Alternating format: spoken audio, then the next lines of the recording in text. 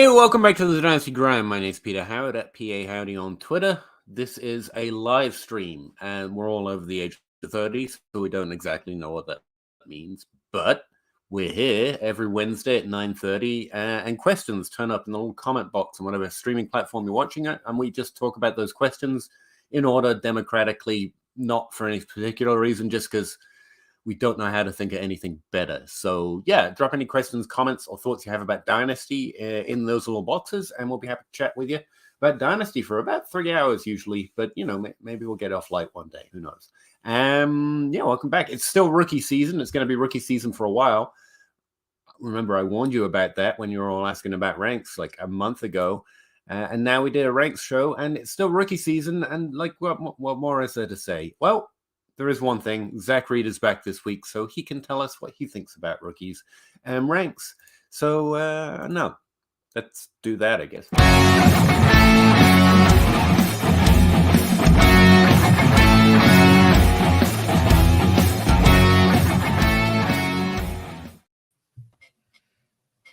Hey, fellas, how's it going? Gentlemen. Peter, I gotta tell you, how was your futuristic trip to somewhere? Oh, it was awful. It was awful. Oh, it was awful. Don't even like it was terrible. It was awful. Like it was awful. Never leave the house. That's what I say. Yep. Come back. It was terrible. Yeah. I'm glad that I took this week off to recover from my vacation because my vacation was he legitimately did need a vacation from his vacation. Yeah, it was terrible. I had kids sick on both ends of the vacation. We missed the first 3 days that we were going to be there, and then missed the last day and a half that we were supposed to be. Like it was not good. But I'm back. I'm here. I'm happy to be here. I laughed incredibly too hard when Russ told you to jump in and because we're 2 minutes late, and just like I'm so happy to be back here, be back with you guys and the guys in the chat, guys and girls, the audience. I'm super pumped to be here. Oh, we're 2 minutes late. That just means we're on time. It's Dynasty Grind time. Are we the new a couple minutes late? Ish. Well, someone's got to fill the void. That's what I think. So we need like 7 other people in here, and we need someone like J Mike and someone like Gabe. We should just ask them to do it. Maybe they should just do that. Maybe they should just keep doing that. Yeah, like there are no people like J Mike and Gabe. That's the problem. It's either J Mike and Gabe or not.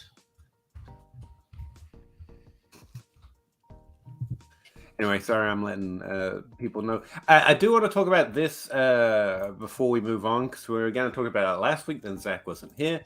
Someone listened to him on my podcast and wanted to ask about his team or thoughts on his team. And since that's mostly the question we get on the Dynasty Grind every week, I thought maybe we'd just bring it here, especially since he specifically asked what Zach thought. And I was like, he's got DMs too. He couldn't find you on Twitter initially, and then I sent it's because he had it is Zach Green, which is close. Right. It's a 1 QB PPR league. He's got to cut down to 18 players. His roster is currently at 23. I misread this and thought you traded Godwin away after the screenshot, so my thoughts were a little different till about 5 seconds ago when they had me reread it. I like this team. You've got Olave, Godwin, and Burks, 3 solid wide receiver starters. You got Russell Wilson is actually probably a discount QB at this point, especially in a 1 QB league with some upside. Like the biggest weakness, if you've got a weakness, is Ingram as your tight end 1. And that's not terrible, to be honest with you, especially in a dynasty league. But your running backs, even though they're great if you were starting a roster next week, Walker and Pollard are terrible because it's the off season and they're overvalued right now. And so that was like second thought. It's like maybe those guys, you could explore the trade market for them, specifically trying to improve either your quarterback or your tight end because your wide receivers are solid. You can always try and tear up wide receivers, but I don't think that's where you need to improve. As for cutting the roster down, like pretty much anyone I didn't mention is cuttable. I don't see anyone I'm clinging on to, like the second-year tight ends and stuff like that. I try to prioritize if I'm ever worried. Van Jefferson can be a starter in a pinch, so you don't necessarily have to drop him. Same with Bourne. But outside of that, and Mac Jones as your quarterback 2, right? There's easily 5 players outside of the ones I just named, and I wouldn't hesitate to drop most of them. I drop depth wide receivers first, then tight ends and running back. It's kind of how I feel about the player. But I don't see anyone, apart from maybe Otten here, that I feel particularly strongly about. Cut all That- those. There is Spiller. junk- Spiller's good depth. Spiller's the good junk depth. quarterbacks, the Skylar Ooh. Thompson and Desmond Ritter. Oh, you easy, yeah. You're not going to start those guys in one quarter. In a 1 QB, there's literally, no point. So he actually did get a hold of me in the DM. Mhm. And so my response was to start off, like, at this point of the year, you should be evaluating your team. You should be asking yourself questions. And this is the tricky part, answering them honestly, because it's real easy to ask yourself questions and then rationalize yourself into bad answers. But you need to be really honest with yourself. You know, where did you finish last season? How are you in the standings? Did you make the playoffs? If you look at total points and all play record, what does that tell you? What can you reasonably expect next season if you don't do anything? What are your team's strengths? What are your team's weaknesses, etc.? And I think, Peter, you kind of gave him a jump start on that and started looking at like you did, because you start looking at the what players you like. So those receivers, what players you think, you know, have potential. Like, to me right now, if I'm looking at that team, I think exactly what you said. Pollard and Walker are the 2 real big candidates to me to move, because I think right now Walker is running back 2 or 3 in Dynasty right now. Go look at what he scored points per game, and he is not even close to the top 10, and he's going to struggle with getting there because he is not going to have the receptions to bring him up into that upper echelon of scoring running backs in a PPR league. As much as people like him and as great as he was this year, like, he's just the easy way I say it, he's going to be as good as he was last year for a number of years. Like, I got no problem with Walkie. Again, I like having him on your roster. He's just, that's what he is. Yeah. And I think that's the thing that you need to look at things like that. And the same thing with Pollard. Like, Pollard was great. He's probably not going to be on the Cowboys next year. So he's going to end up somewhere. You might as well ship him now after he had a great season. He finished as the running back 8. But you've got a little bit of juice with him. You can get back somebody that, you know, maybe you don't have any business getting back in return for Pollard. So that's like, I think that to me is where I would start with this team. Is I'm starting by building up either my wide receiving core or by plussing up those running backs. He also asked, he had the 104, and I said in a 1 quarterback league, you're probably looking at Jackson Smith and Jigba or Jordan Addison at that point. And I'm going to be happy with either of them and sliding them right into that receiving core. And then he had 2 or 3 second round picks. And at that point, you're starting to look at running backs because you're going to have running backs in this class that fill in and do some damage, whether it's Zach Charbonnet, whether it's Kendre Miller, whether it's Tank Bigsby, whether it's Sean Tucker. Like, there are some really good running backs who may not be drafted like they're going to come in and be the starter, but they're going to have potential to score fantasy points at some point in this season, and having them on your roster will be beneficial. Just for context, Kenneth Walker was 0.2 points per game ahead of Jamal Williams, who you could have had in like the 18th round last year. I was thinking about, I'm always thinking about Dynasty, but breaking it down to simplicity again, because it's a season to start writing how to Dynasty articles, I guess. So that's where my head goes. And the draft is a thing that's different. I mean, on its basic level, you draft a team and then you don't get another one. And we try to think of rookie drafts as Dynasty, the replacement draft. And that's also leading us into some weird avenues when we think about rookie drafts. Like it's not it ain't him. And so the draft is what you have to replace. And just when you think it through from a start draft to a second year and a third year, what you're constantly trying to do is change your roster, maintain your roster without a draft coming, which is why we talk about value and why sleepers suck, because we're so used to thinking about fantasy football in terms of being smarter than our friends. I'm going to out-evaluate them. I'm going to out-draft them. I know Traylon Burks is good and they don't. It's nonsense. It becomes so much less about the players. And so in the offseason, you're not saying who's actually going to be the wide receiver one when everyone else thinks it's someone else. That stops being a question in Dynasty. It's how can I keep churning through wide receivers I'm pretty happy to have as my wide receiver one. And so it's less about, even though player evaluation has involved it in a lot, what you're constantly trying to do is replace the draft, not find the right players. And so when I break down a roster or look at any roster like this, that's where my mind goes. It's not that I don't like Walker, or I don't think Burks is good. It's about the value. It's that simple. Like I'm going to need more players in a year, in 2 years. How do I keep that process going? And so anyway, that was a thought I had, and I thought it was a pretty good one. And I don't have many. You're trying to replace the draft. And so trying to bet on whether Tony Pollard is actually Zeke 2.0, like it's not a dynasty question. It can happen, and it doesn't matter if you get the right value out of it. And that's where my head went when thinking about this one. So I thought I'd share it, but there's other silence. So I'm going to shut up. I thought it was pretty good.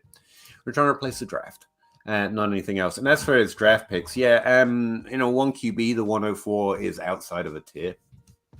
It's kind of at the end of one. You've got the 2 wide receivers, 2 running backs, and you're right there at the bottom. You're going to get whichever one falls, which is good. It's fine. And speaking of how we think about the rookie draft is different, like that's it. That's as far as you need to go. You're inside a tier. Trading up is probably too much.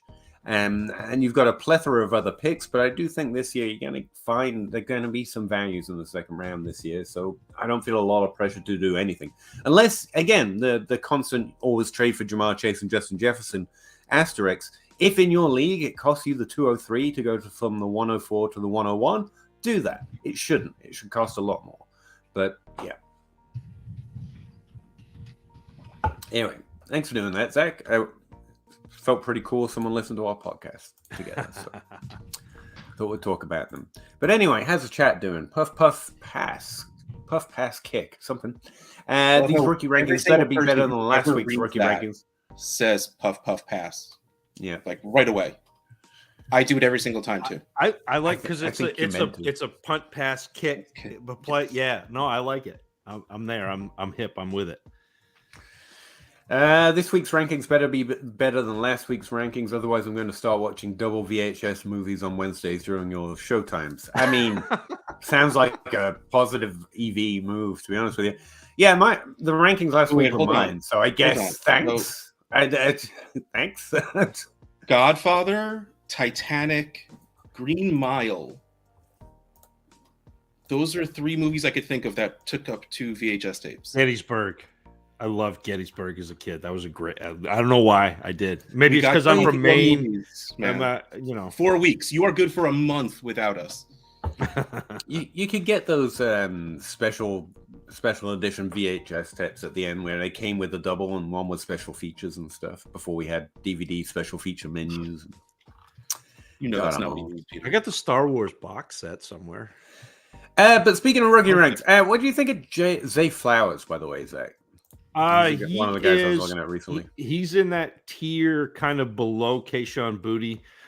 So it's like Rashee Rice, Marvin Mims, and Zay Flowers. I think a lot. So PFF has him graded out as their wide receiver 2 in fantasy. Yeah, I know. Yeah. But what do you think about him going to the Ravens? I feel like he is. I think he's the wide Jamison receiver 7. Crowder. Yeah. I think he's Jamison Crowder, and I think people are getting really excited about Jamison Crowder. The way he stands out is touchdowns. Travis dropped that on the first part of our conversation together. He's got a lot of touchdowns, apparently. Yeah. Haven't really got there yet. Look, I like Jamison Crowder. I think he was a good player, but he's not somebody that I'm super excited about drafting in the first round of a rookie draft.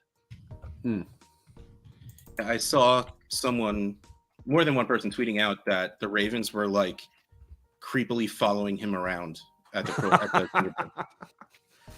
Oh, it's such a Ravens draft pick, actually. Randy, what's going on, fellas? Thanks for the content. No problem. We haven't even made any yet, so appreciate that. We're working on it. But you did for one person. That's true. Well, always one person at a time, to be fair. Like every question is just talking about one person. Seemed fair. Randy Wyatt, 14-team PPR Superflex start 8. Have Hurts, Herbert, Chase, London. Burks is my core. Will it be Bijan this year? Yeah. Would you explore trading Bijan for Justin Jefferson or Lamar? Well, not. Got you 3 have more. Hurts and Herbert. Don't. I would for Jefferson. Jefferson's interesting. In a 14-team league, does stud running back... I get that Jefferson and Chase are still worth more than Bijan, but in a start 8 14 team, does that stud running back mean more to your team? I mean, depends on what your start I think is, when you right? we've got Chase, London, and Burks, you can trade Bijan Robinson for Justin Jefferson later. To be honest with you, there's no like if that's the value right now, and it should be. Imagine after we see Saquon Barkley year, you know. So we're going 2 quarterbacks, a tight end, and then 2 running backs and 3 wide receivers. Is that what we're thinking? Like. One of those quarterbacks might slip. And in fact, with the Levis and Richardson hype, it might even get a little crazier. Well, no, I'm talking about the starting, he's talking about starting requirements. Oh, sorry, Karen. We've got 3 more of the top 8 picks. Yeah, I would trade the 101 for Justin Jefferson. I would. I don't care. I mean, that's a good trade. But like not Lamar. That's what I'm going to be trying to do in 2 years anyway with Bijan. Yeah, but so 2 years off Bijan, isn't that the method? Yeah. And then you can trade for the next Justin Jefferson. Not that there is one. I don't know. I think it's fair. I think it's good. I think I prefer to have JJ. If I had JJ, I probably wouldn't send this trade. Right. But I don't think your team gets worse next year. I think it gets a little better next year with a stud running back 1 and 3 great wide receivers versus just having 4 good. In a 14 team, I think that's the difference. But honestly, yeah, JJ's a better way to go in Dynasty. I'm a lot happier with London as my wide receiver 3. I'll just say that. Regardless of what it takes, you're almost never sad to have Chase and Jefferson on the same team. Nope. Yeah, get Jefferson. Consensus. Sorry, just gonna die for a second. Be right back. How high of a 23 can I get for Henry, Zach Linton, FF? All right, I almost say Uncle Phil every time I go to read this. By the way, it's FF Uncle Piff. Can you get a 23 first for Derrick Henry?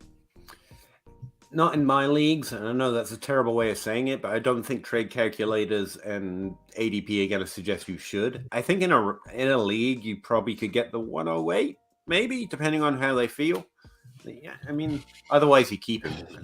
I think by the time anyone is willing to really pay for a 29-year-old running back, it's going to be after the 23 draft. Yeah, so Henry, the target for me is going to be and I know this is way out and whatever, but it's going to be the 25 class for me with Henry. It's once he starts scoring points, if your team is not scoring, Zach, and there are teams in your league that are making pushes for the playoffs, that's when you make that move. Or a wide receiver. Yeah, that's the type of running back. Speaking to your cycle, yeah, but I think you're beyond getting a wide receiver that I want with Henry. Like, I really think that the shark has been jumped with Henry. Like, a 29-year-old running back who has, the perceived, not much tread left on the tires, has been high carry, has been not a pass cat. Although this past year he caught passes. Did you guys see that? Like a little bit. It was he did last year before he got hurt too. Yeah, but just enough to keep you hoping. Yeah. But that's the type of thing that if you wanted to trade Henry to get one of those wide receivers, you would have had to have done it 2 years ago, 3 years ago. I know you can. Well, yeah, to get someone that I you can want. get Marcus Brown. You could get Brandon Ayuk. But I don't want them. They're not the type of wide receivers that I'm building my team with. They're the type of wide receivers that I'm supplementing my team with. Yeah. Okay, so crazy enough, whatever English is, the DLF Trade Analyzer has Derrick Henry worth a 107 in a 12-team Superflex league. Oh, if I could do that, absolutely. Let's do it. That's pretty good on the 108. We know someone who got Derrick Henry for the 204 last week. Yeah. I think if you can't get that value, you just keep Henry at this point. But yeah. Yeah, you want to hold on to him, especially until points start. Yeah. Devin Stately, 12-team Superflex PPR, starts 11. Give Tua and Waddle, got Carr, Olave, and a 24 first. Tua, Waddle, Carr, Olave. That's a downgraded quarterback, an upgrade, kind of a side trade. You pretty much swapped Waddle and Olave and sold Tua for Carr and a 24 first. Yeah.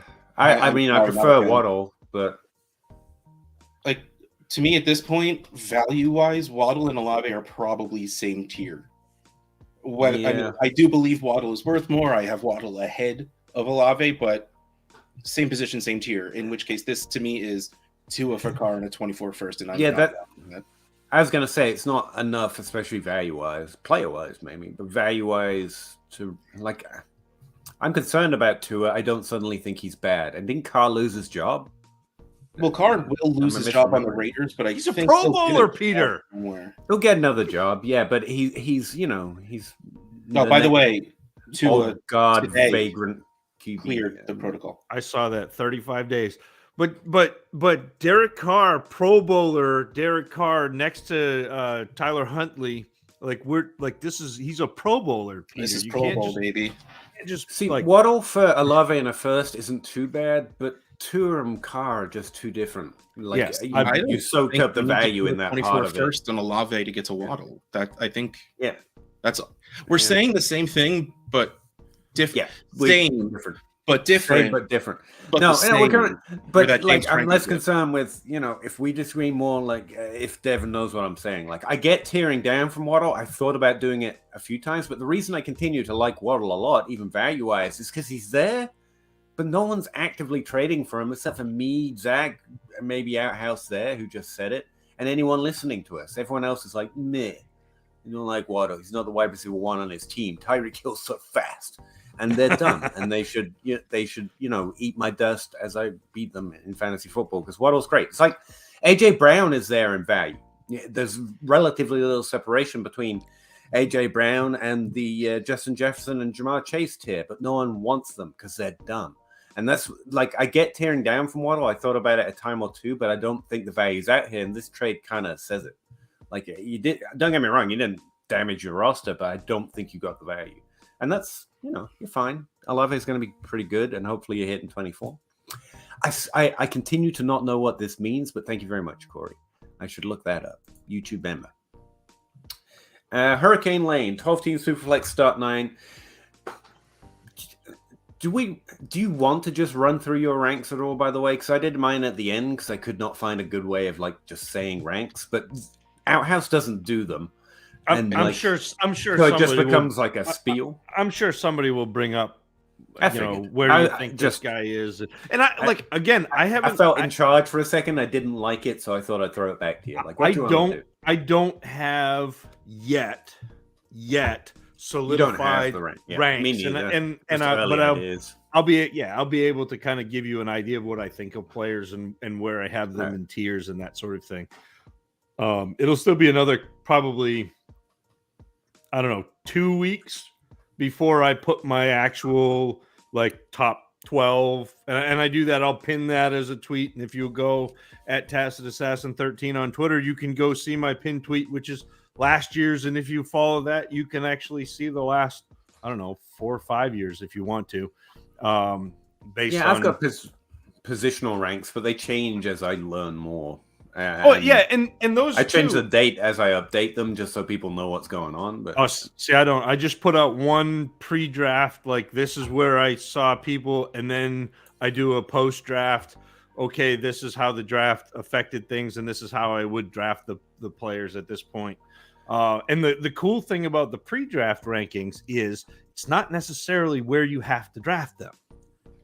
And so that's the interesting thing is you can take my pre-draft rankings and look at ADP and go, oh, this could be a steal, which tell you what, I was disappointed. The one thing I've seen that really like perked my interest in terms of I'm not sure everyone's going to like that as much was Downs. Yeah, Josh Downs. And then I went and checked like DLF Devi mock ADP, like they do rankings, and I'm using it as ADP. And he was like wide receiver 3. Yeah, you're not sneaking Josh Downs by anybody. Although I'm a little lower on him than that, but you're not sneaking him by anybody. But that's a name people know for sure. Yeah, that sucks. Hurricane Lane, 12 team Superflex start 9, 4-point passing touchdowns. Kevin Ridley, the 23-111, Zach Wilson, those are last, or Dak Prescott. That's Dak. I mean, I want to say yes just because Calvin Ridley was on side, but that's very easily Dak. You're getting a quarterback without giving a quarterback, and I always think that's a good idea. Burn. Hey, Mr. Wilson. He can, he can soothe that burn with all the money and MILF tail he's racked up over the years. I don't think it'll hurt him. Stefan Peterson, who are some of the players you each roster the most and why? That's a good question. I can answer one real quickly. Sorry, go ahead. So I got 5 dynasty teams. I have 80% rostership of one player, and that is Justin Jefferson. Because I got him in rookie drafts because I was higher on him than most everybody else. So that's my Steven. Or Stefan. All right. I'm going to introduce you all to, just in case we haven't talked about this. Unsponsored, obviously, because no one gives us money. But there's a website called Dynasty Planet. Just type Dynasty Planet, you'll find it. I'm pretty sure I know the guy who built it. He's one of these Dynasty nerds like me, but he has skills. So instead of a spreadsheet, he built a website with tools. And you can sign in to your MFL account and ask it to look up your rosters, and it tells you exactly how many players or sleeper account you're rostering. Right now, the only 80% players I have are Keontae Ingram and Kendrick Bourne. There you go. Yeah. But yeah, that's only looking over 4 leagues. I cut a few. David Bell, I'm rostering at 60%. Jalen Tolbert at 60%. I used to like taking wide receiver shots. Patrick Fairmouth is probably notable one at 60%. So I learned the hard way Waddle. that when I help John Bosch set up the Fantasy Cares Eliminators, that I have to create a separate login because right now, whenever I want to use Dynasty Planet, I have to uncheck about 170 leagues, and that is not an exaggeration because I have commissioner access in all of the eliminators. So they all show up in my MFL. That'd be a little bit too much to unclick all of those. That's fair. But yeah, the thing is, it's free. It's really well coded, easy to use, and I kind of love that they're just nerds out there making stuff. I have another. I just Dynasty Planeted, and I have another 80%. This is new. It's Isaiah Hodgins, who I picked up about a third of the way through last year, and just. That's the thing I learned. It's always players that I probably shouldn't be rostering, but they were some of my deeper shots at value and all that stuff. And when you actually look at your rosters, you're mostly rostering junk. I actually made an active effort to make sure the top of my rostership were like premium players for a while, but it cost so much. Like I devolved my teams just to make it happen. You can tell the leagues that I play in with Russ because I've got 60% Kelsey, and then some Mark Andrews. So. Those are the Russ tight end premium. Wait, stall for like 2 more seconds because I just finally unclicked them all. Waddle and Pat Fairmouth are my 2 notable ones. I've had Gio Bernard as my top rostered player, one of my top since the last 5 years. I just will not let that go. I had Andrew Luck up there because I just wasn't dropping him and I refused to drop him. I have one player at 50%. De'Ami Brown. Here I know are, you traded. He got him from me. No. I got him all over the. But here, okay. Yeah. So I am in approximately 20 leagues. Here are my most owned players: De'Ami Brown, Justin Ross, Jalen Guyton. So far, 2 out of 3 are on IR. Jerick McKinnon, Keontae Ingram, Jamal Williams. This one I did not see coming. Kirk Cousins. That's sneaky, like that's sneaky value on Kirk Cousins. Kirk Cousins, Yeah. Tua, ARSB, CJ Uzuma. I don't know who I am anymore because I apparently have Christian McCaffrey on 5 teams. Oh, I share 2 of them with Bosch. Okay, that makes sense now. David Bell, Isaiah Likely, Isaiah Pacheco, James Washington, Jeremy Ruckert. Hey, Sal, how's it going? Keenan Allen, Kenny Galladay, and then we get to T. Higgins. De'Ami Brown's one of those players who shows up relative to his slot rating is A dot. He was actually underperforming, but he was overperforming compared to the average. That thing I've been looking at lately that neither of you know because no one watches my videos, but like he's one of the ones I might have been able to flag if I'd known that. But yeah, I had a lot of De'Ami Brown after that draft. 2021. Crazy times. Crazy times. Andrew A says Zach in the house. I am my own house. This is exciting. My house. My house. Stickman87, 10 team Suplex start 9, 6-point passing touchdowns. Just traded Hurts for Kyler and the 101. Felt like a must accept, but worried about Kyler and 23. Did I mess up? I hate giving up Hurts, but for the 101, I think that's good.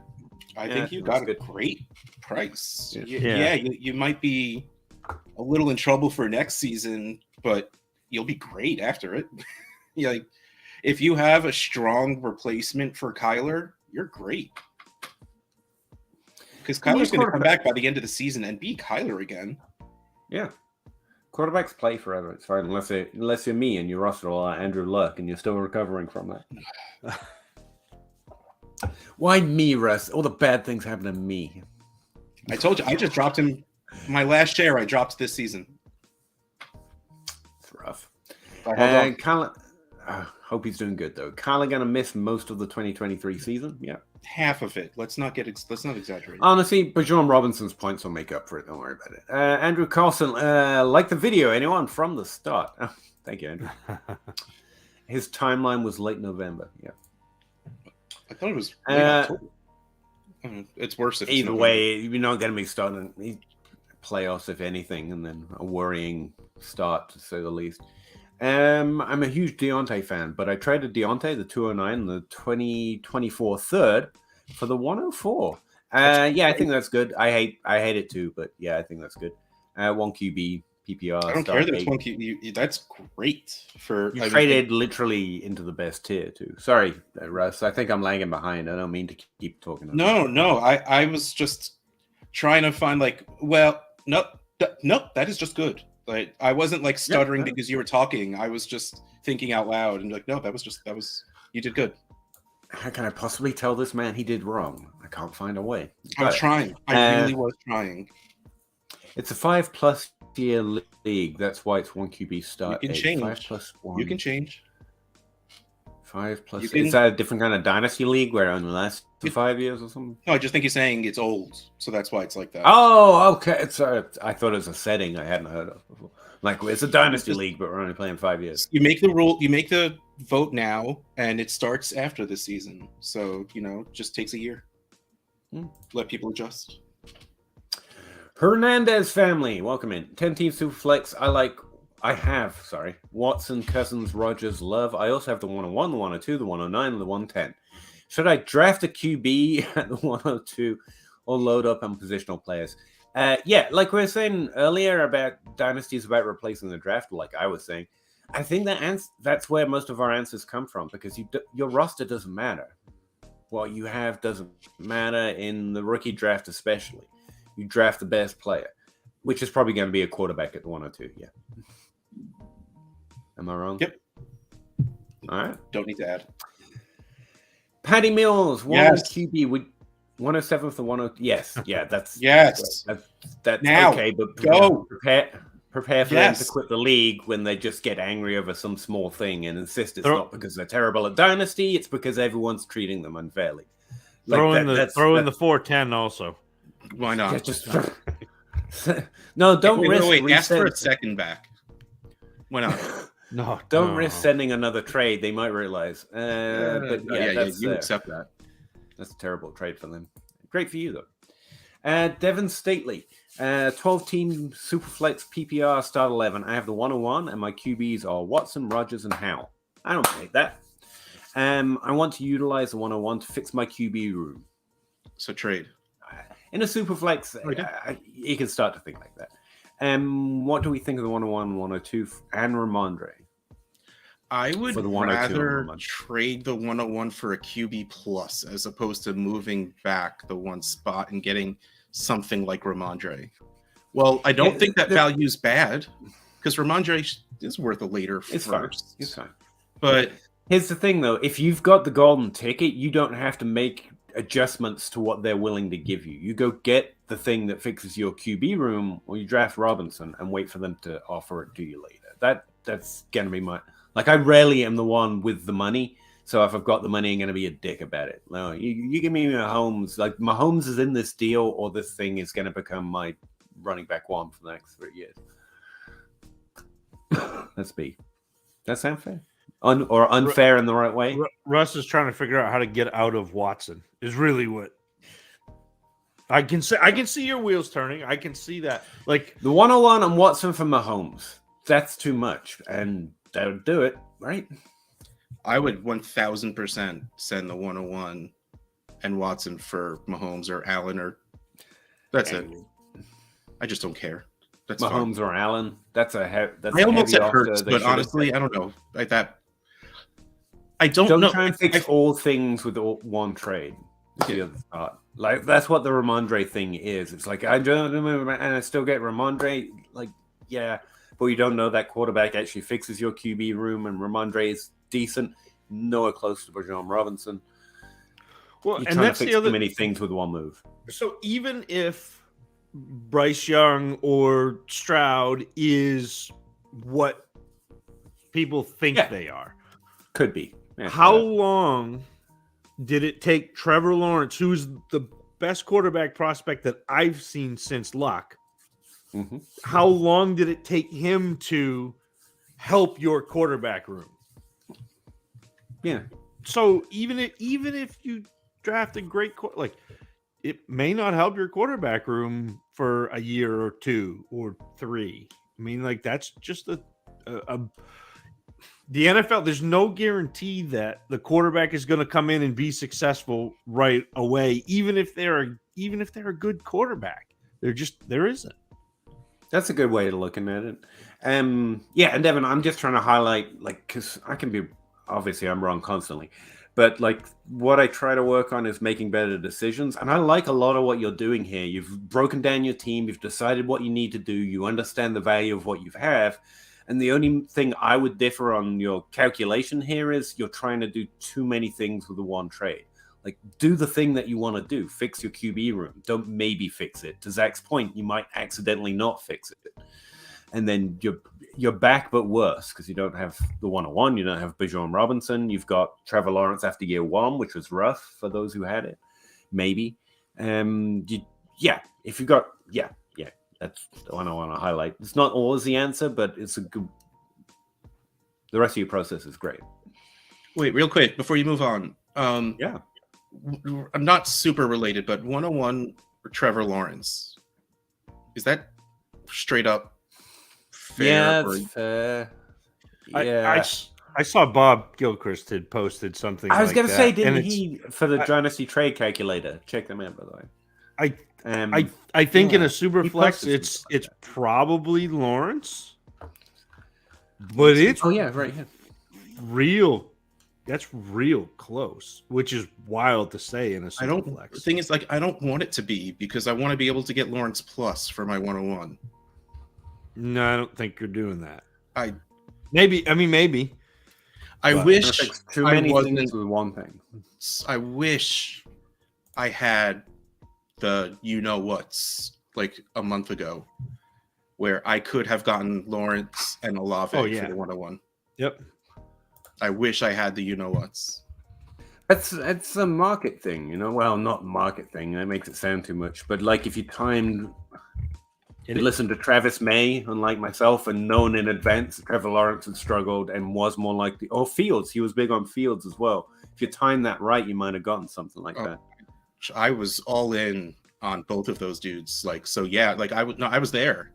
I was ready to trade away the 101. That was what was scaring me. Yeah. And I should have. To your point, the trade calculator literally posted out this question a while ago, and I have subbed because I am an honest man who likes to support the people that I get information from. Has a trade calculator. It's Trevor Lawrence, according to the PPC. Marginally, but it's Trevor. The thing I think to kind of contextualize the 101 right now. So every now and then, do you guys follow Lance Zierlein?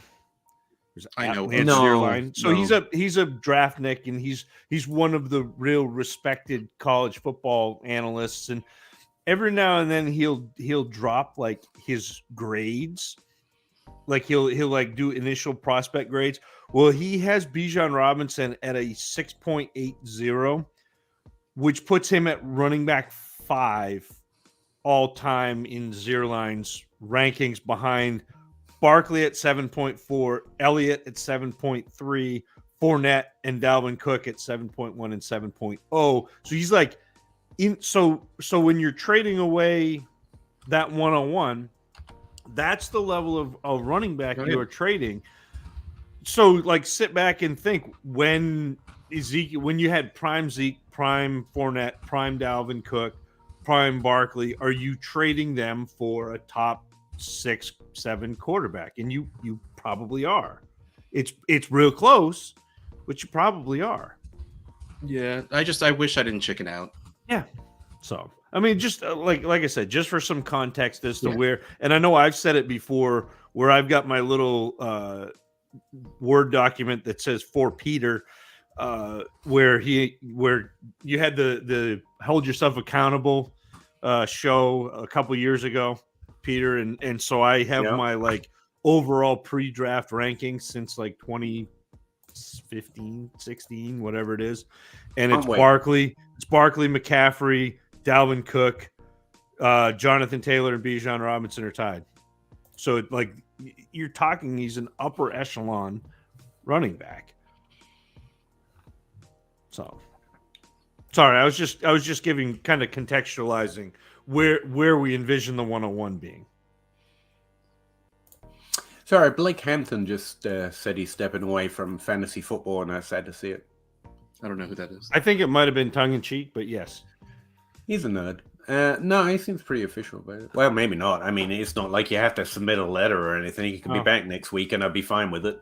But I wanted to respond because he shouted us out a little bit. Yeah, I agree with everything they just said, apart from the dumb bits. So yeah. So basically, everything when Russ and I were quiet, he agrees with it. I agree with those bits. Hey guys, locations matter. I get it, but is there a rookie wide receiver who must take the 102 regardless of landing spot, or just take Brees at 102? Bryce. Oh, we're talking super flex. The answer is the quarterback.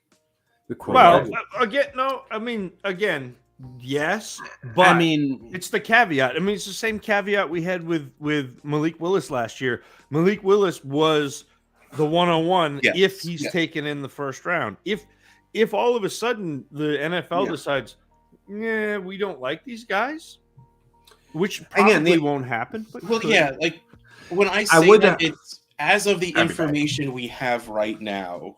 Yeah, it's Bijan, then the 2 quarterbacks, and then you pick your wide receiver. It's just like, at that point, maybe if you like JSN and Addison or whoever equally, maybe you use landing spot as a tiebreaker.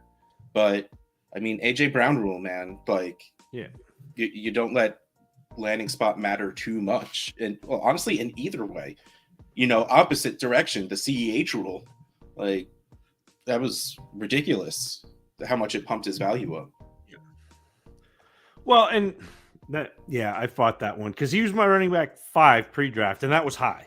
Like that was and I did the CEH, the Fresh Prince, and said, look, when your rankings come out, he better be top 5. And then everybody went Chiefs, and all of a sudden he was 1, and I'm like, can we relax on that? Because he did, like, his ability didn't change. He got the draft capital. Why am I moving? Like, it's tricky because if you can't, It's tricky. But you don't want to double count. So, like, if you think a guy's good and he gets draft capital, that should not change what you thought about it. Like, to me, most of the time, I'm changing guys down who I thought were good, but the NFL says we don't trust them. So if they're not getting first 3-round capital in the NFL, it's a really steep road to get playing time. In order to put up points, you need to have playing time. So even if I think you're good, if you're not on the field, it doesn't matter if you're good. Now, if I think you're good and the NFL says, yeah, we're going to draft him in the first round, that doesn't change my opinion of him. It doesn't move him up. It doesn't, like, you're still where you are because I expected that to happen. So it's landing spot. It's mostly a shrug, although running back landing spot where you land in a situation where you are the back is nice. It doesn't necessarily change ranking. So I think that's the thing that we get so caught up in is trying to predict what will happen in the NFL when the guys running the teams don't even know. So it's just a matter of, like, I think a lot of times draft capital is self-fulfilling prophecy. You spend money, so you are going to put those players on the field.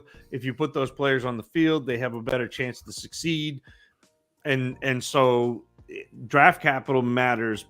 Landing spot does to some extent, but not like.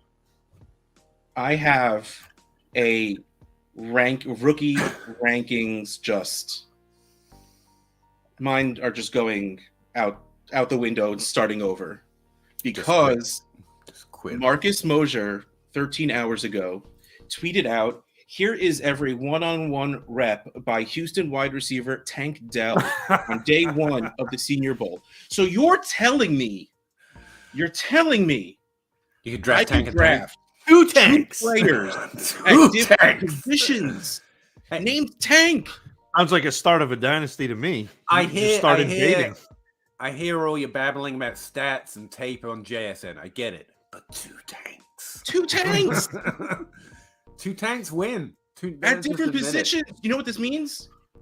I need more tanks at different positions. I need more tank. We all need. Give me a quarterback and a tight end. Russ. If there's a tank that's a kicker, I'm putting kickers in my leagues. Russ, my team name in Trade Addicts 11 is now tanking for 2 tanks. Tanking for 2 tanks. Well, shit, now we have to start that league right away so we can get this going with that. Like, oh my God. 2 tanks and a Bigsby. Let's go. Cypher. It's the season where the part that I'm going to focus on here is that locations part, just assuming you mean landing spots. You could mean other things, I guess, but I guess it's landing spots. I like the double counting thing you mentioned, Zach, but to add more nerd words to the discourse, one that I think we should recognize is don't count false positives. I've been painfully trying not to do that for myself for a while. Like Corey Davis, I really tried. Even Devontae Parker's 4th year top 24 breakout. Like, I got him wrong. And if you were a big fan of Robert Woods when he was drafted, you got him wrong too. I hate to tell it. By and large, players are good where they get drafted, not good because of where they are drafted. There's also something like we didn't want to miss on Clyde Edwards-Helaire because of Elijah Mitchell. Those prospects who profiled like maybe, and then were a lot better than we thought. And we're like, well, screw it. I don't want to make that mistake again if the Chiefs think it. there are two different processes going on. You have to do the best you can at estimating who is likely, or just take ADP, to be good for fantasy in the NFL. Like, you have to do that. You can't try and do both at the same time where you're like, okay, I'm going to live adjust what I think right now. So you draft the best player. And if you are wrong, you make the draft pick and it turns out to be Corey Davis. It turns out to be, I was going to say Tank Bigsby, though that doesn't work. Devontae Parker. It turns out to be N'Keal Harry. It's not, the situation just sucked. Even though that might be the legitimate real reason, just not to make Zach mad about N'Keal Harry, because we both like him. He's got big thoughts about New England. The answer is there was something wrong with my process. If I can't fix it, then I just have to be more timid when I see this kind of profile, because I don't know why it went wrong. That's why I do that bust series every off season where I go back to the players I've gotten wrong, gotten right, and try and figure out if there's anything that I could have seen. Because if you try and do that live, like I'm on the clock and the NFL like this guy, you end up drafting more misses, and it always feels worse to be wrong on someone else's say-so. And now, again, you can just use ADP as your default rank for who is better and who is worse, and that's fine too, but that you play the value that way. It feels more like an outhouse way of doing it. So it feels like you've got the two processes fighting each other when you ask this kind of question. I want the quarterback, but I don't want this and I don't want that. And draft based on who you think is going to be more likely to be better for fantasy in the NFL. Positional scoring gets built into that. If you're in a super flex league, the quarterback matters more. Now, if you are not confident in your take on that QB1, that's a different question. But you don't draft the running back because you're scared of the quarter. But you don't draft the quarterback because of positional value. You have to make that estimation separately if they're going to be good or not, or trade out. It's always the dynasty way. And it's important this year. Like, the landing spots for these wide receivers will not matter to what I expect for them. Their draft capital might, because there's a lot of money and talent behind evaluating these players I simply don't have. And it's the most significant signal, and I'll bow to it. But I'll adjust for it. I won't completely write it off. And so when Dimey Brown drops, even though new parts of my process might have made me more timid on him, I will take him at a discount, but I won't draft him in the first round because that's what my ranks say. And it's the similar problem, the opposite, when you're playing these games with, do I draft a quarterback or running back? If you think the quarterback's good, you take the quarterback because it's super flex. If you're less sure of that, then find someone you think is better at it. Not me. Travis is pretty good. Try Travis. Quarterbacks, I hate them. Or trade out is the answer. Not draft the other position because you're more scared of them. Draft the best player. I think some of that made sense, so I'm worried. But anyways, I think that's important this time of year. Like Wilson going to the Jets, not scary. AJ Brown going to Tennessee, like Zach said, not scary. I mean, if I think the player is good, and if it just turns out they're not, I don't post hoc justify it. I was just wrong, so I have to figure out why I was wrong, not game plan a better strategy in the draft. Anyway.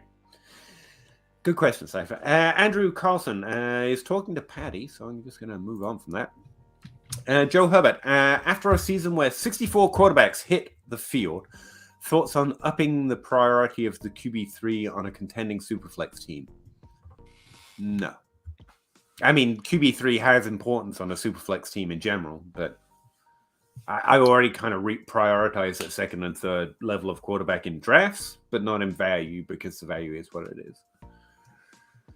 Yeah, and I also think that reframing your process based on an outlier season, that's a good point. Isn't like, now if 64 quarterbacks play in the next 2 or 3 seasons, yeah, let's start doing that. But again, how do you know who to pick up and who do you like? But also, there are plenty of people that value their QB4 as I value my QB2. You know, like, you got Hogue out there with QBX, where, you know, worrying about your QB3 is like laughable because he has like 5. Right. So, I mean, there are people that are like that already, and it is more based on value than it is based on worrying about injury. But especially in a 12-team Superflex league, there are plenty of startable or very good backups that have a place on rosters and aren't very expensive to trade for. So I don't think it's anything you have to reprioritize, raise your priority, because I think it's technically there already. It's just. And the other thing is, to me, I think a lot of people get caught up in the idea of in a super flex you have to start 2 quarterbacks. That's also fair. Like, look, and I'm guilty of this in several different leagues where I didn't prioritize quarterback because that's not something that I don't want to take quarterbacks after Kirk Cousins. I don't want quarterbacks. I don't want those because I think I can draft a better position player and score as many points as I can get with whoever you're throwing in there. I mean, obviously you're going to have like a Mike White week where he scores a bunch, but by and large, the backup quarterbacks and the third string quarterbacks that played this year are not going to do what you want a quarterback to do. And it's easier to figure out who's going to be a position player that will score you points. So, yeah, it's more important to have however many starting positions in your lineup. It's more important to have that many strong players as opposed to 2 quarterbacks and 8 strong players. It's just you just need 10 strong players. One at whatever your starting requirements are. You're not required to start 2. It's not 2 QB. So you don't need. It's kind of like I argue with John Hogan. It's QBX. It's like the value isn't there. I mean, you get better values in the draft. Maybe they should be valued more. In fact, I would agree with that. But you kind of have to force a league to think that way if it doesn't think that way. And oftentimes you don't get like the value doesn't emerge because of what you think is necessary. And also the other part is we like to pretend we can guess which one's a Gardner Minshew. And normally Gardner Minshew isn't rostered by anyone that, except for the one just rostering constant benches full of quarterbacks who thinks they're somehow hitting at a high rate because they found Gardner Minshew. And they normally end up being Gardner Minshew, not Dak Prescott, not Tom Brady, who did great. And it still doesn't matter. I happen to have a list of quarterbacks I started in one, super flex plays that I started in one league. Flacco, Matt Ryan, Cooper Rush, Bailey Zappi, Brett Rippon, Kenny Pickett, Josh Jacobs, PJ Walker, Austin Eckler, and Cooper Kupp. So those were my super flex plays. Nice. And that team was like decent. Finished third. Also, wasn't it last year where the changes in the passer interference rule or something, it meant that like no quarterbacks were getting touched, and that's why they thought the passing went off the charts. And I don't think that's the entire reason. This seems like a reaction to it. Like they got a little heavier on quarterbacks in terms of the way they were playing. And it'll bounce around. Like to Zach's point, it's probably an outlet. Just a whole bunch of injuries this year, which was, I mean, it was a weird, there were a lot of concussions. There were a lot of, it was just a weird year. There you go. Sorry, send the pics of Olave. I don't have any. He's talking about someone else. Yep. Mixon owners just stuck keeping at this point probably, but I mean every league's different, and you can't always trade for value, and you should mostly trade for value when you got running backs because it's the nature of the position. I have him. No one seems to want. Then you're keeping him. I'm competing, but he's my oldest running back. I mean, that's why we trade him earlier before it's good, before you feel like you should trade them. Or you roster him, and it's fine. I mean, you've got Mixon. He's going to do stuff. Do I write him out? Yeah. What would you sell him for? That's a more direct question. Depends on the situation. If I'm on a competing team like you, like I'm saying, like I probably found better value in keeping him than trading him. But in your draft, if you see a player falling because everyone actually hates Josh Downs or they really think that quarterback is too small, you can use them as something to add your first 2 to go up and get him or your second 2 to go up and get him. And that's the way I would think about that type of player. Is there someone I can pair him with to go and get something that I think is undervalued or somewhat of a higher tier, higher value, whatever. It's a 1 QB league, PPR. Well, not the quarterback then, but you get what I mean. Start 8. I should probably read the whole question instead of trying to answer it in pieces. Don't you think? No. Did that work? All right. Only be Peter. Don't be someone else. Just be yourself. I don't like me. Read every other word and then try to answer it. Have I told you the story about when Yeah. Story for every word. Nice. But no, is there anything in particular you're trying to target Mixon with? Are you really happy to be rostering Mixon right now? No, I do not want to roster Mixon anymore because it was really funny. I made a wonderful joke last night where recording Trade Addicts. I'm like, I know right now Kyle Lebrecht is not listening, but I know he hears that I'm about to say either Samaje Perine is freaking great or Joe Mixon just isn't good anymore because Samaje Perine looks great compared to Joe Mixon. Like, it's just... That's fair. I don't know if he was hurt, if he's just lost a step, if the defense sees Mixon on there, so they throw an extra guy in the box that they don't for Perine, but Mixon looks slow. Mixon doesn't get the yardage he's supposed to. Mixon's been my quintessential, remember that top 12 isn't so good guy for a while. He's been in the top 12 twice, and he's never felt like he paid off.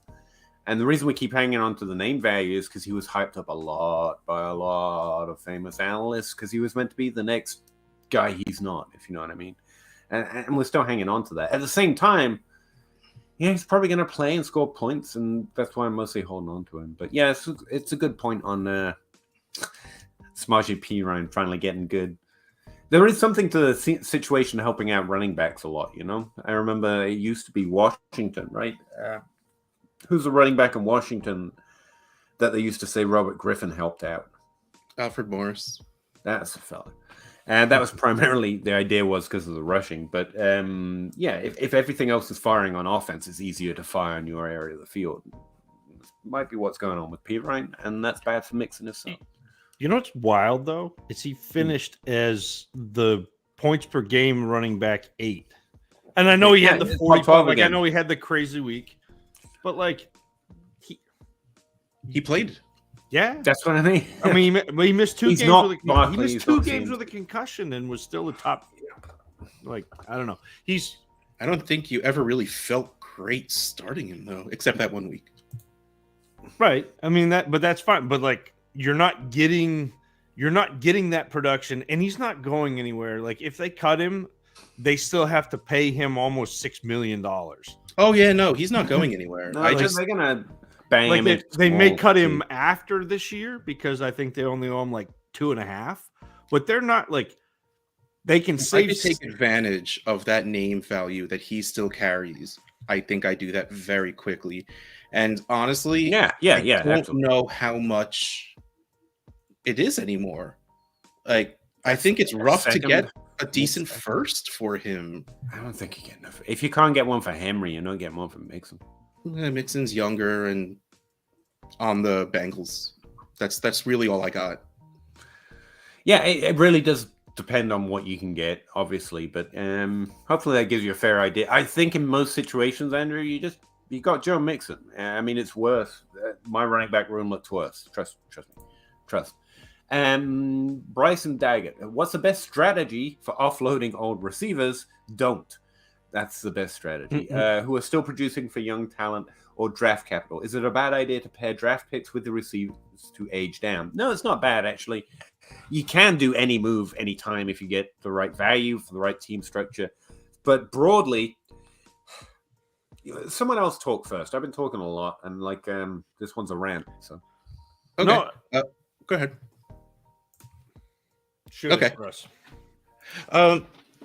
So here's the rough part. You need to find someone in your league that doesn't care what time of year it is. They want to look at their lineups. They want to say, I am starting these people. And if you don't have that in your league, it is insanely difficult to move older, especially older. Well, you're not talking about moving running backs, but like older running backs are almost impossible to move. Older wide receivers, it can be okay, but still, it's very, very difficult to move them now. Your best chance to move them is always when points are being scored or right before they're being scored. But you make a great point at the end. You say, is it a bad idea to pair picks with these players to age down? No, that's how you have to do it. That's what we said for Mixon. You know, that's a solid idea no matter who it is. If you can throw Keenan Allen and an early second to get into the late first, like talking like going from the 202 to the 108 in a 12-team league. I mean, that's sadly good value for him. And you are aging down, you are at that and moving up. That's those specific spots. If you could magically pull up those exact numbers, you can be walking into one of those wide receivers that will, fall because maybe someone grabs Levis or Richardson a little earlier than we think they should go. And maybe you get Quentin Johnson Andrew's listening. So maybe you get Hyatt or Flowers for whoever brought him up before. It's absolutely Andrew's now just part of the show. He's like adopted him. Yeah, he's been the name. He's been one of the most loyal comments. Yeah. So yeah, like I think that is literally like you're asking if it's a bad idea, and I'm saying I think it's the only idea. Like it's a really good move. Yeah. And I think the other thing, Bryson, that I would do, and I completely agree with Russ and Peter, that pairing a pick and moving, there are going to be some younger wide receivers who are undervalued. Peter will invariably go to Ayuk and Hollywood Brown, they are. And if you are trading an older wide receiver to get younger and still have production, those are two really good players to target. I still think Devontae Smith you're going to have to put a little bit more with what you're giving up, but I still think he's undervalued. Jerry Jeudy right now is criminally undervalued. I don't like it. Wide receivers. Okay, Peter, but last like 7 weeks of the season. I'm going to tell you a secret. All right. That offense is going to get a lot better. Oh, it is. Yeah, that's right. Like a lot better. And the slot receiver in that offense is going to be Jerry Jeudy and targeted. Like that is going to happen. Russell Wilson is going to get the ball out quicker in the Sean Payton offense. Like this is right now is a good time to buy Jerry Jeudy at wide receiver 30. Wide receiver 30, that's insane. But anyway, and I still think Calvin Ridley is a buy, even though he's 28. If you're aging down from somebody like Lockett or like you said, Keenan Allen, then Ridley is still a target of mine. No, I think those are all good ideas. And yeah, I always try to avoid being Lucy, being Charlie Brown with the football. And I've had those vibes with Jerry Jeudy so often. I kind of like Cortland Sutton coming into the year, but that's a different conversation. What I'm going to say is to add, not to write over. Like, I think these are just additional thoughts. Wide receivers produce when they're older. Dynasty players get scared of them when they're older. It's fucking weird, to be honest with you. Not to make this an X-rated thing, but I can't monetize these damn streams anyway for some reason, so I don't care. It's a value issue. And that's what I was going to say. What's the difference between, Cooper Kupp, Tyreek Hill, Devontae Adams? About 20 positional ranks in current ADP. That's the difference. So which older receivers are you talking about? If you're talking about Tyreek Hill and you're a competitive team, you can age down because he's so high valued right now, like Devontae Adams. But you could also, if your league's wise to that, and they know those guys are older because they're dynasty progressive struggle degenerates, go for Cooper Kupp and a pick. That's an older wide receiver that's actually received the discount. And so you can also trade older wide receivers for older wide receivers and trying to gain value to replace the draft in another way. And so I wanted to add that as a potential thought, because it's not just Kupp. Who else did I notice down here? He's actually right next to Marcus Brown, Brandon Ayuk. Jamison Williams is an interesting one if you're looking to age down. And you have Cooper Kupp. It's possible to add a second and move over to the younger player in the same category, but there's a lot less points on the table, so you've got to be building in a way that's purely about value and value over the next 2 years instead of value and points over the next 1 year. But yeah, dynasty players, I think, are obsessed with age, and they tend to make a lot of mistakes. Mike Evans is, in fact, in that range as well. So if you've got those players, like you don't, unless adding a pick to go hit on a draft pick, or maybe Jerry Jeudy, like Zach Reed, was just, I don't know why I second named you there, was just talking about. That was kind of weird. I'm like, wait, did Zach leave that he just had to drop a full name? As long as you don't throw my middle name out there, I'll know I'm not in real big trouble. Yeah, right. I don't know it. Anthony, Zach Anthony, I love it. Just made fun of it. No, I'm just used to doing. I always refer to things that you two say or someone else says, and that's I'm just a second naming everyone so they know who I'm talking about when you're not sitting there. But like that's player evaluation to me, and it's not that it's a bad method and a bad way to go about it. But in Dynasty, I think broad scale, the advice that I try and give is I'm not going to assume that the players in your leagues don't like jury duty because I don't know. I mean, maybe make those investments. That's why we write those value arguments. But I think broad scale Dynasty wise the best strategy, to use your terms, is instead to think about who is older that is undervalued that I can add more capital to maintain value and maybe get points. So that's Mike Evans and Cooper Kupp. You can trade down to them technically from older wide receivers in the top 12. Whereas if you have Tyreek Hill and Devontae Adams, it's a different conversation because despite being in the same risk category, i.e. the prime of their career, you can actually get a whole lot more in most leagues. And so, yeah, those are my additional thoughts.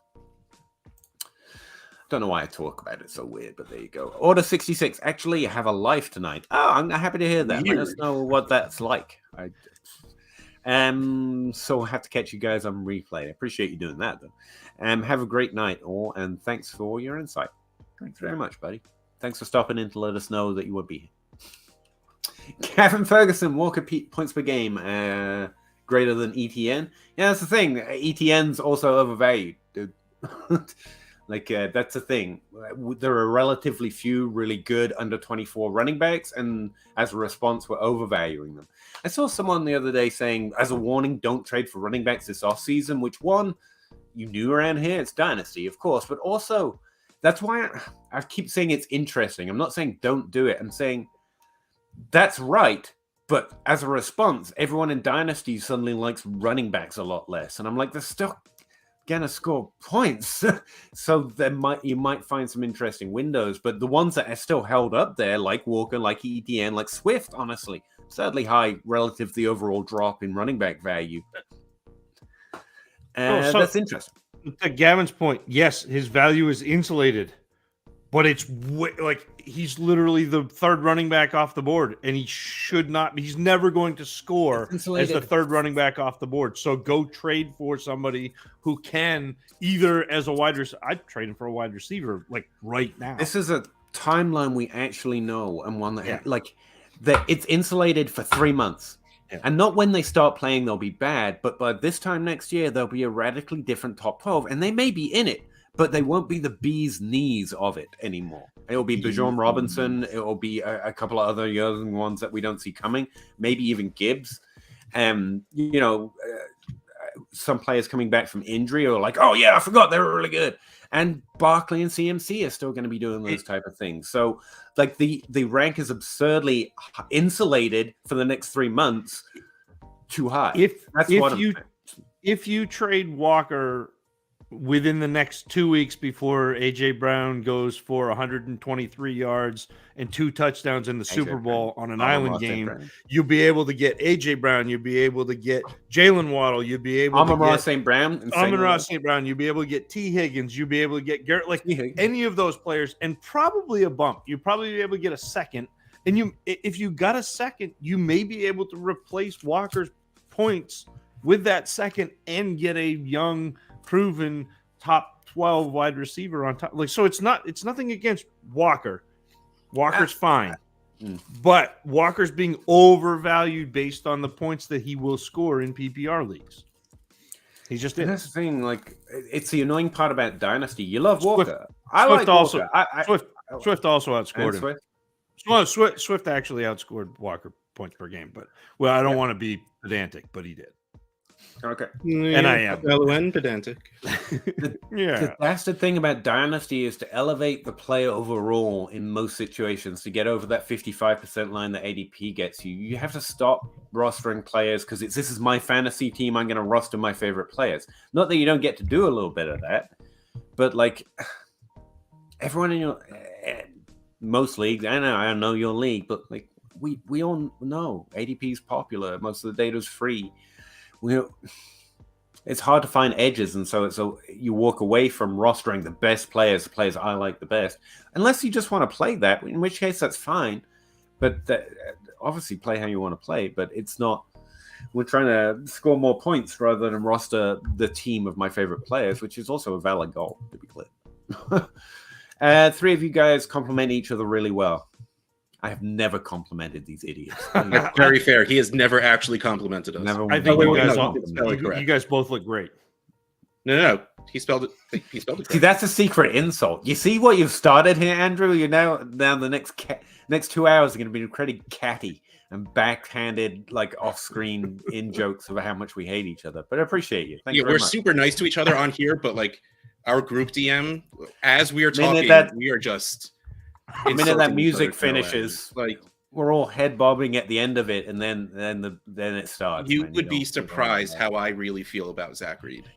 You don't want to hear the kind of words that he knows. I didn't know he knew those swear words. I had to look several of them up. I know the Urban Dictionary has become my best friend because of the Zach Reed got out of school hours on degree, here. so he could make fun of me. He knew. Yeah, he doesn't just the insult future, you; he makes it poetic, and that's just the most annoying thing. Like he knew in the future that hurt me, and I have to remember it. He just hated so much that he would write that down, and it's going to hurt me every time I remember it. It's the worst. Don't you ever break up the group? I always have notifications for your Dynasty Grind, Peter. I really appreciate that, Andrew. You, me, and the Wolves for life. Gavin Ferguson, especially consider the offense is likely to improve with Seattle. I can say words. Using their picks, including their first 2 rounds to improve their weapons, well, they could trade. But yeah, you are putting far too much faith in Seattle's front office, especially in the draft. I will say though, the team's good. They should look at Geno Smith. Like they way outperformed what that team was. Like look at it this way: we just saw Walker do great when the team was just kicking ass all season. Like, and you want more. Like, I get it, don't we all? But like, don't be greedy. It's Dynasty. If it doesn't work out, then you're rebuilding your team all of a sudden. And like, you're playing fantasy, you're playing NFL. And if you want to play NFL, that's fine. Rust your favorite players and the best offenses, and that's all cool. But it misses more often than it hits. You know what I mean? There's no upside. A great player in a great situation on a team that really did really well. I bet it can get better next year. Like, you just had it. You had all of it. I got a really good tweet just now from Andrew Cooper, who is at Coop a Fiasco, about carries inside the 5-yard line. The top 5 percentage. Ezekiel Elliott was 5th with 69.6% of the carries inside the 5. Jamal Williams was 4th with 85%. Derrick Henry had 88%. Josh Jacobs, 92%. Kenneth Walker had 100% of his team's carries inside the 5-yard line this year. That is not going to happen repeated like that. And that's with the team getting to the red zone a lot. That's how it was. Like, the team did really well. Got to the red zone a lot. And if you're interested in that, like, I was tracking touches, receptions, and rushings in my 2022 data, which was free and public, and I wrote up every week. So, like, that sheet's still out there, so you can see exactly how they touched it and where they touched it in the red zone. And it was pretty interesting. We used it for regression. My article series this offseason. But, you know, I guess read it off a random tweet on Twitter too, so that's fine, Zach. You see how it starts? This is how we build in what we're going to argue about after the stream. Gavin Ferguson. If your spreadsheet was 280 characters, Peter, or if your article, then I'd be all TLDR, man. Fair enough. Long story short, I think Walker is someone you should hold. Not at that value, but that's yes, if you can't get that value, you hold him. That's why I keep saying it's Dynasty. Like, it's not some big brain thing. I know how to play Dynasty. It's like, you know this too, Gavin. Like, if you're offered more than he should be traded for, even though you like him and you think he's going to be good, like if you're offered fucking Bijan Robinson on the first, you take that, right? Right. And that's what we're saying. We're saying that line is somewhat over his head right now in most leagues according to ADP and ranks. Even by more than Salad, no. I mean, sure team, but I think we've explained why we wouldn't. And to be clear, to buy him right now, you would have to add to any other running back except for 2. and that includes Bijan Robinson.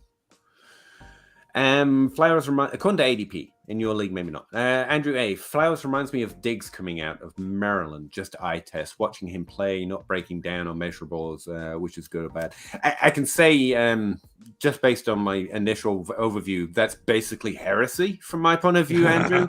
And I excommunicate you from the Church of Nerd. Like there've barely been any profiles as clean and as good as Stephon Diggs from an analytics point of view. And the fact that he dropped in the draft was like, just like, we're going to solve Dynasty with this one, boys. And we did. Flowers is exactly not that.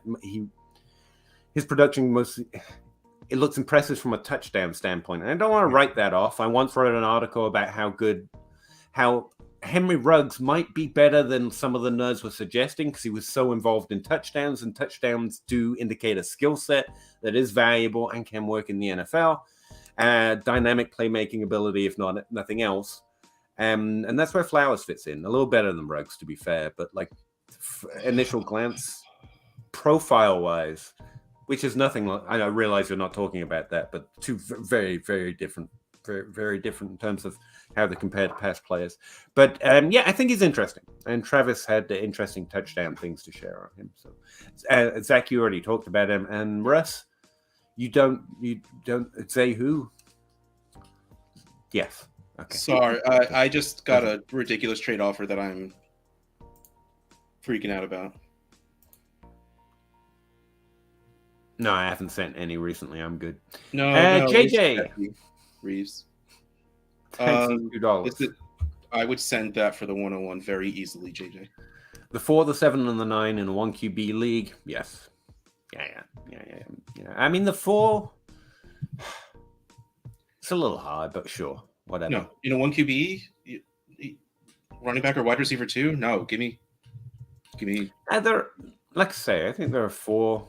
It might even be 5 players, depending on how your draft goes. Pick 5 could end up be one of my top, at least my top tier of player, if not the player in one of my top positional tiers. Okay. Top 4 picks.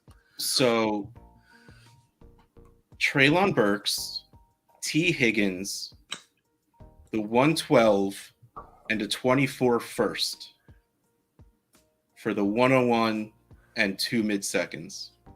Okay, so you should probably accept this, JJ. Yeah. No, that's the Higgins side for me. That's what I mean. Like that's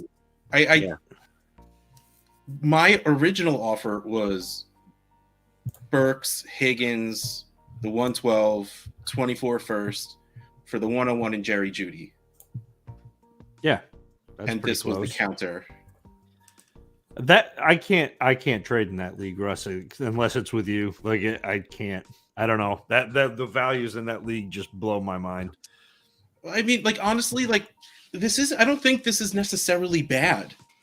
I think it's a lot. Well, it should be. Yeah, but for the no. I also just like I don't care. Like I've the 112 and my 24 first. That's going to be the 112 also because I'm going to keep winning this league forever now. Like. I don't think I would necessarily care too much about that. Let's put our idea to the test there. Here's some trades for Kenneth Walker recently. Basically, Kenneth Walker for Breece Hall plus something. It's been J.K. Dobbins or Desmond Ridder. I'm guessing that's a Superflex league. I may have just sent Kenneth Walker for Breece Hall and a second to J. Mike just to see what he says. Yeah, I think those are both good. Well, I don't like the pluses, but the value is fine. Kenneth Walker for T. Higgins, basically straight up. No, Kenneth Walker and Ayuk for Higgins. Wait, say that one more time. Walker and Ayuk for Higgins. It's close, but you prefer Higgins, right? That would actually push me towards the Walker side, I think. That's pretty close. But I think I'd take Higgins there, but it's close. Jahan Dotson and Walker for Jeff Wilson, Elijah Mitchell on a 2nd round pick. Okay, don't do that. Don't do that trade. I'm not seeing a lot of walk-away wins unless Breece Hall's involved, actually. I like the Higgins trade myself. Wow, that's terrible. Walker and DK Metcalf for Harris and a first. 24 first.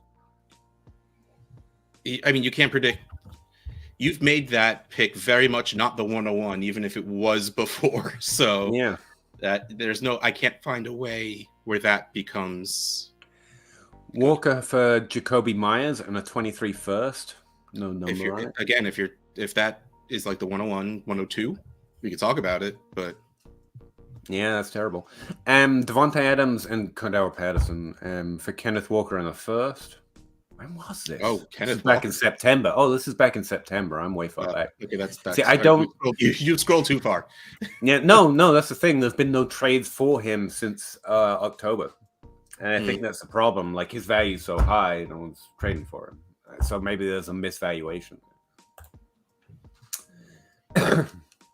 Ridley Truther, gentlemen on a middling 22 roster. See, that's the thing. Those trades are close from back before Kenneth Walker had done something good. Like, so now, presumably, you see where I'm at? Welcome back, Ridley Truther. Nice to see you. On a middling 22 roster, 12 teams who flex 1 point PPR tight end premium, what's your cutoff as of today to move from a late 23 first to a random 24? I think they're even. That's about. It's normally a second to a first, but a late first to a random first is probably about even. Okay, so last year, Zach, it was like the 102 for you to move into a 23 random 23 first. What's it for you this year? Is it the 7 or 8? Yeah, probably 8. So if you have anywhere between the 8 and the 11, you would trade it for a 24 first. Yeah. Okay, so while that, I think, as of right now, I agree, but I am going to be saying you're getting a QB this year. You give me a first and a second. That's fair. No, and that's fair because there's a very good chance that like Anthony Richardson or Will Levis gets drafted. Be there. Yeah, and they're going to be the Anthony Richardson is going to be the crazy litmus test for this class, I think, because we've been so bad as a group in Dynasty at letting that quarterback that went in the first round that people didn't love coming out fall too far and become Josh Allen, become Daniel Jones, become Jalen Hurts, although he was a second round pick. Like that type of player. And again, I haven't watched quarterbacks yet, but I've watched enough kind of satellite around Florida to know that Anthony Richardson can move the pocket and move. And so he's that player that is going to be the litmus test for this class this year. So I don't think you're wrong, Russ, in asking for more. I'm not sure if you get it. Yeah. But I'm a little upset, actually. This year, I think all the good fights are going to be about quarterback. Yeah. Just to interrupt your good content and information, like I think people are going to fight about Richardson and Levis and whichever of those quarterbacks is short. And all of those are fun arguments I'd love to have. But I hate arguing about quarterbacks. Nah, there'll be plenty about wide receiver. You and think? The running back. Like hoping. I've seen so many tweets this past like 2 days about how the running back class is underwhelming and the class in general is underwhelming. It's a depleted class. Yeah, and it's just like you gotta love him. I mean, I can count. Content. I can count. You know, like I said, 7 players right now, which I couldn't last class. I could count Breece Hall last class. 7 players that I am really confident in their talent. And last year, and we talked about this, Peter, like we knew that they were separate them out. Yeah, we knew that there were going to be players that are going to be good. The answer was just all of them but Sky Moore, it turns out. So I feel pretty good about that.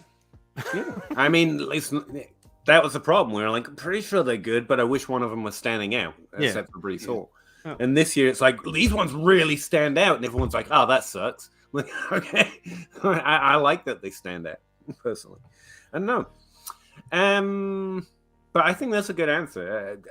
I hadn't thought about it that way, and it's a good line to draw. Anything after the 108 you can trade for a first in 2024. I think that's solid. Yeah. Would you try and get to 25 and maybe get that second? Because I know you're starting to think about the 25 class a bit. You mentioned earlier. Yeah, I mean, it depends on my roster. Depends on whether I'm in that like move. But I do think that there are going to be some running back. The next class, there are going to be a few quarterbacks come out. So 24 has got quarterbacks. So that'll be an interesting. I mean, that'll be a deep class in Superflex just because it's got quarterbacks up at the top of it. So. Yeah. No, Travis was talking about it, the extra year of eligibility and the fact the licensing deals, and it's made a few of the best prospects stay in. Makes sense. Like, have we? Is that real? Like, yeah, like people have stayed in because of those deals. Well, a combination of factors. They got an extra year of eligibility because of COVID. They are the best quarterbacks, and they're pretty secure in where they're at, and that they'll be in the, especially the quarterbacks. Like if you're going to line up people who are going to get licensing deals, it's probably going to be the locked-in quarterback starters for the teams that are going to be on rosters on games and stuff. You know, kind of makes sense. But yeah. And, you know, even if they don't earn $1 million, is the number and roll around, would you stay in college for $200,000 just before you go to the draft? Yeah, and, you know, you throw your lot in with injury and draft picks. I mean, if we're assuming you're not, and also they probably enjoy college. I mean, you know, and we're assuming they're not actually getting paid for college. Like nothing will ever be. You know, basketball is such a brilliant movie. Like it opening got sports. Yeah. On the dot, like it is. Think about Shaquille O'Neal. Did he make his money in Orlando? Not everybody knows he made his money in college. He needed moving to LA. To your point, though, Russ, Trey Benson, who is the running back out of Florida State this year, who like I'm watching Florida State, and all of a sudden see this running back kind of pop off, and I'm like, who's that? Go look, Trey Benson. I'm like, oh, cool. He's 6'1", 211. Is it right? Sorry.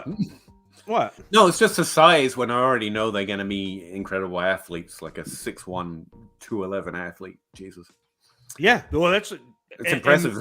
And he's a redshirt sophomore, so he's really like it's his third year. Yeah. And I'm like, wow, look, let me go see if he declared.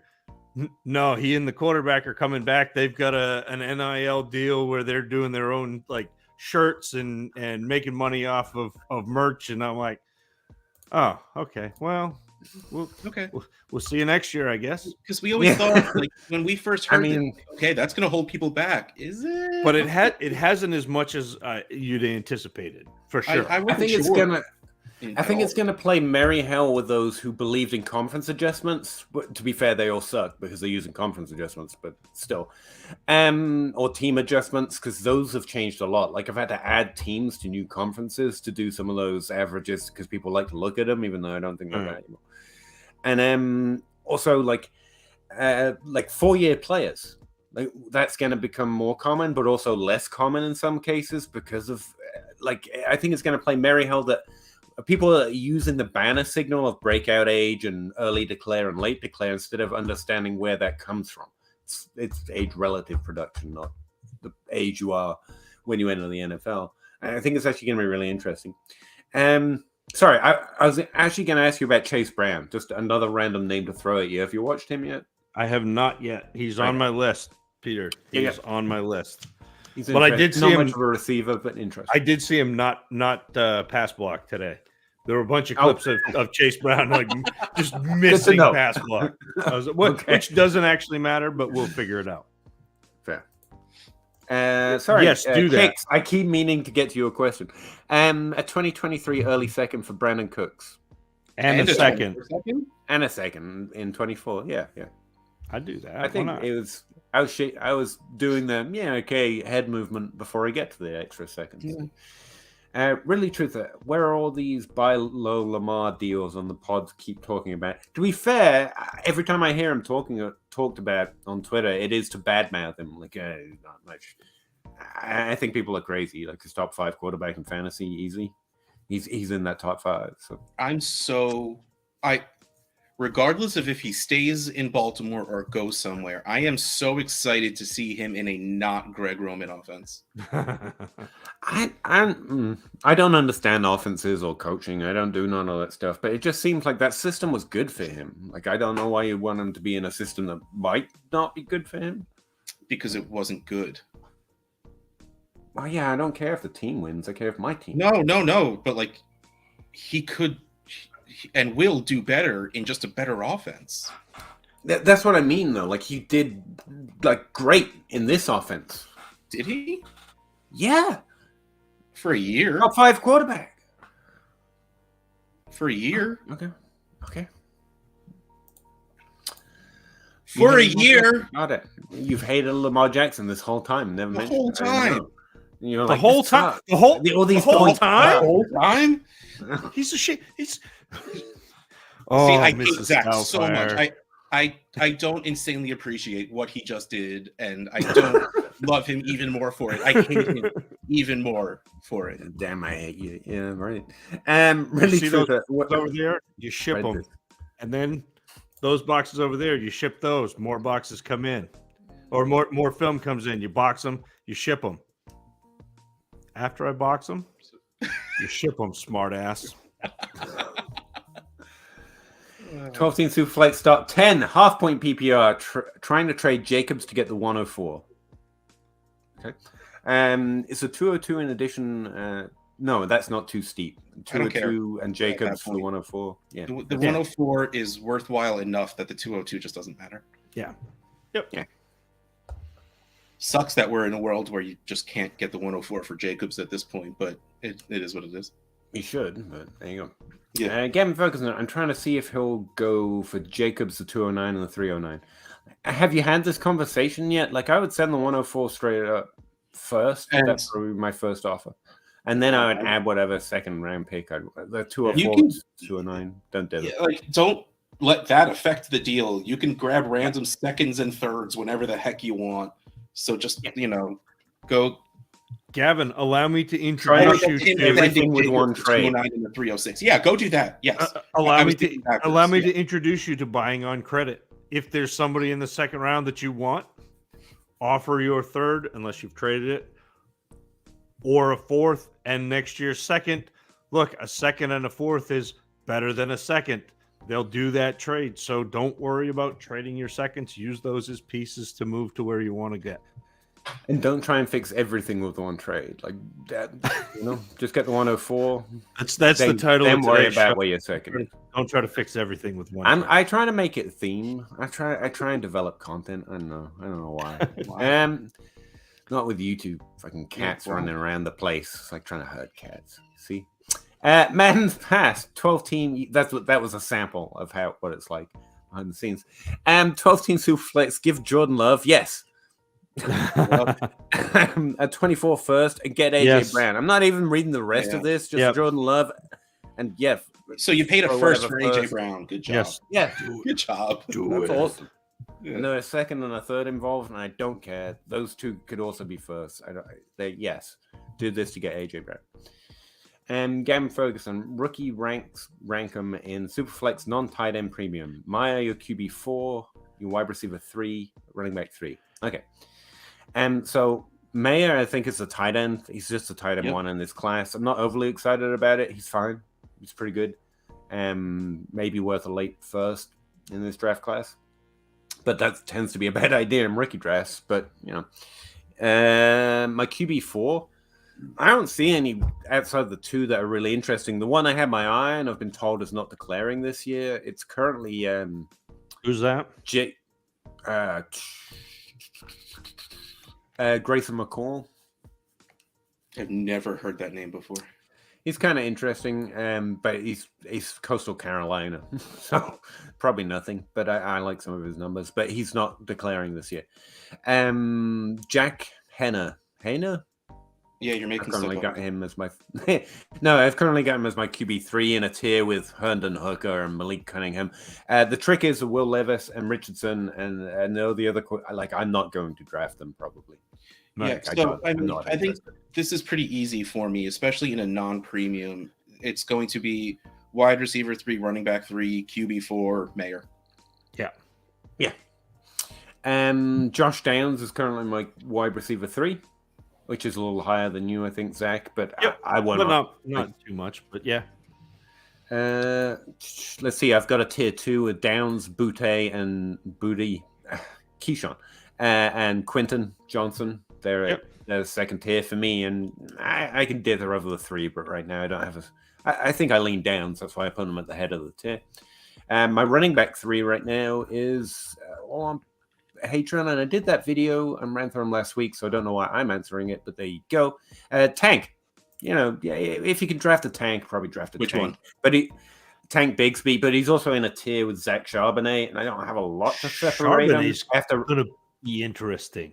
Yeah, I'm they're both really interested to see where he gets drafted because I liked him a lot. He's like he's my running back 3 with a bullet, and if he gets top 3 round capital, he would pass Gibbs. Like because I don't believe he will. I ranked him not thinking he would, but then you hear some rumors that there are teams that like him. He could be a 3 down back in the NFL. Like he's like Melvin Gordon-y. Like you're not like, but you're like, I did all right. You've watched Tank though, right? Yeah. Some of his performance metrics are similar to Bijan Robinson, including the ceilings on elusiveness rating and yards after contact per attempt and stuff. And Zach Charbonnet's in the conversation, but I just found it notable because some of Bigsby's overall numbers are a little lower. But if you dig through them, you're like, this guy's doing really well. And he's called Tank. So that's pretty cool. And I think he was doing it on fewer touches as well, like 18 touches a game, receptions and rushing attempts was the max he got.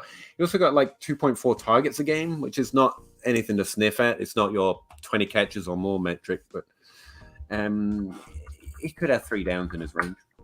That's why I like him. And he scored Tank. Like I can't state enough how biased I am towards stuff like that.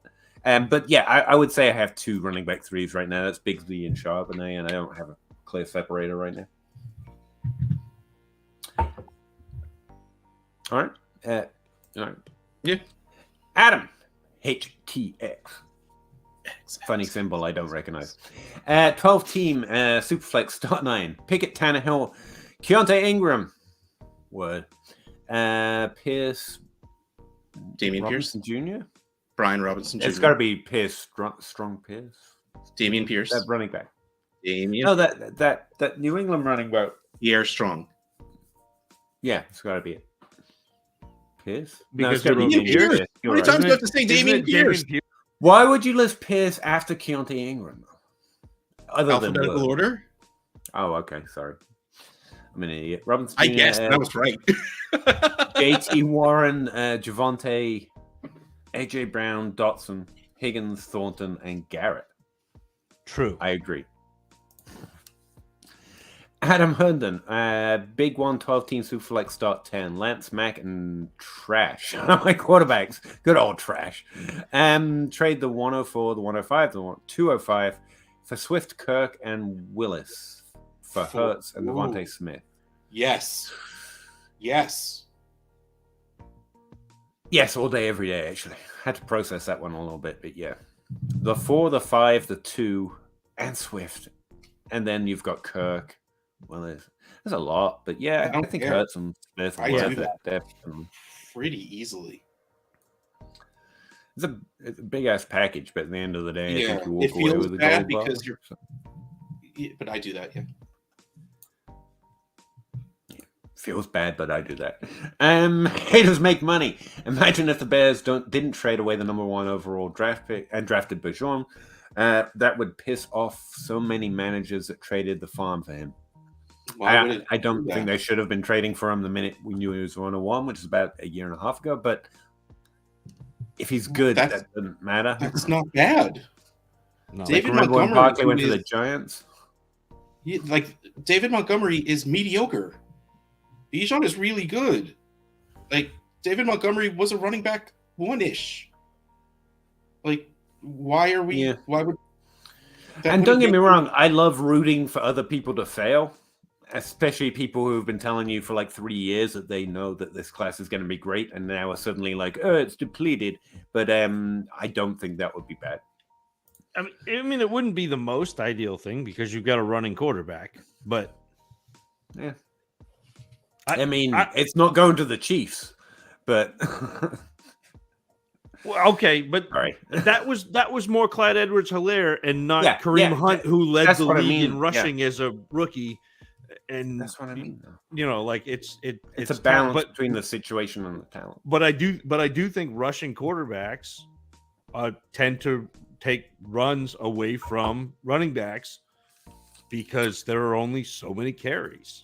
Yeah, a little bit, but there are also more design runs and more. I don't know if you've heard of it before. What? And more RPO. And also there's this thing called efficiency, Zach. I'm not sure if you've heard of it before. I have heard of efficiency. Yeah. I think it's fine, but that's a fair point.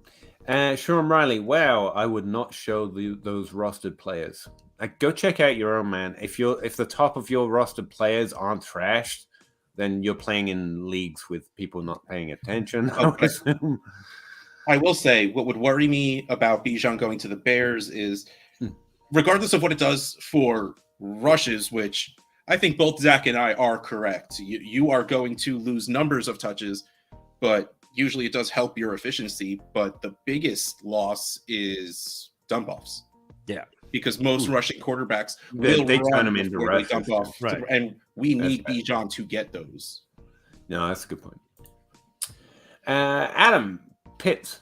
That was the end. Oh, okay. Pitts. He ran out of space here.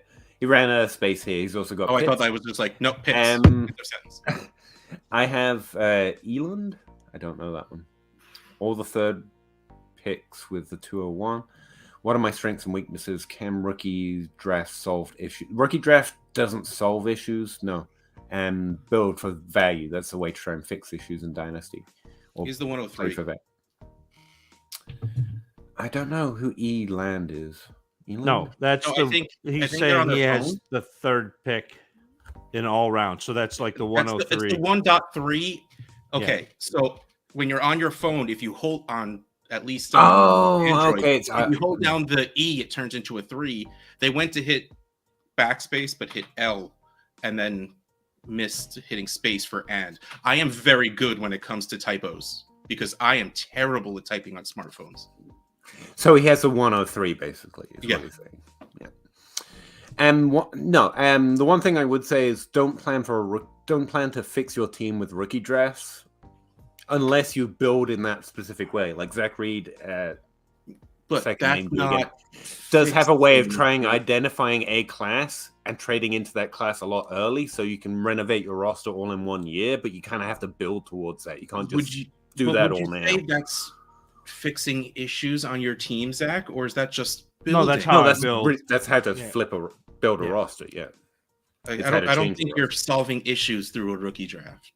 No, I'm adding my last piece through a rookie draft. Like I'm adding my running backs, or I'm, adding players that I think will turn into legitimate receivers. Yeah, this would be a case of thinking as a rookie draft as a replacement or version of the actual draft. The draft is what we're trying to replace, and the rookie draft ain't it. It's about adding strengths, and there's more opportunities of value and getting anyone at a solid price. But no, don't try and fix a team. But I will say that there aren't as many issues, Adam, on your team as maybe you think That's there the are. thing I was going to say. Like, yeah, you got a quarterback issue, which in a super flex is a big issue. And at 103, you could probably snag one actually this year. Well, you can, or you could trade Pickett, who people seem to like. Some reason you could add the 103 to Pickett and move up to one of the quarterbacks that you actually want. I think you'd be more likely to grab Dak, who's kind of outside of our range, but real solid and has top 5 in his range of outcomes on a year basis. Dak's an interesting one for you to target. Or then there's the discount ones in the top 5, like Kyler, Lamar. That would be a solid first move. But that's using your draft picks to try and use the value to fix your one issue on your team, not trying to fix it through the rookie draft, to be clear. But yeah, I don't think there's team's got too many. Garrett and Higgins are real solid to start your team off with. JT at running And back. AJ I'd Brown. explore- I mean, like AJ And AJ Brown, yeah. Higgins, and Garrett Wilson. Your are wide receivers nice. are solid. Jonathan With JT at Taylor top, as your Yeah. one who you with can explore trading. Yeah. Because it's the off season, but you don't have to. Like we were Super saying with strong Walker. roster. I mean, you got to fix quarterback, and Pitts has got to get healthy. And you'll be fine. As much shade as I've thrown at Pitts, you're fine with Pitts. And that value come up. Yeah, I think Zach's right. The main thing for you to do is try and use that 103 to try and do something about your quarterback. But that's not necessarily draft, but it can be. And with your, because you've got the 201 and the 203, like you may be able to add running backs that kind of fill in and close those gaps in what you've got. And so I don't think, Adam, that you're as far off as you think you are. And I think that you can get there. You just gotta manipulate and get a real solid QB1, and all of a sudden your team looks pretty good. I was gonna say, to your point, where's Charbonnet and Tank ranked right now in a super flex? Any idea?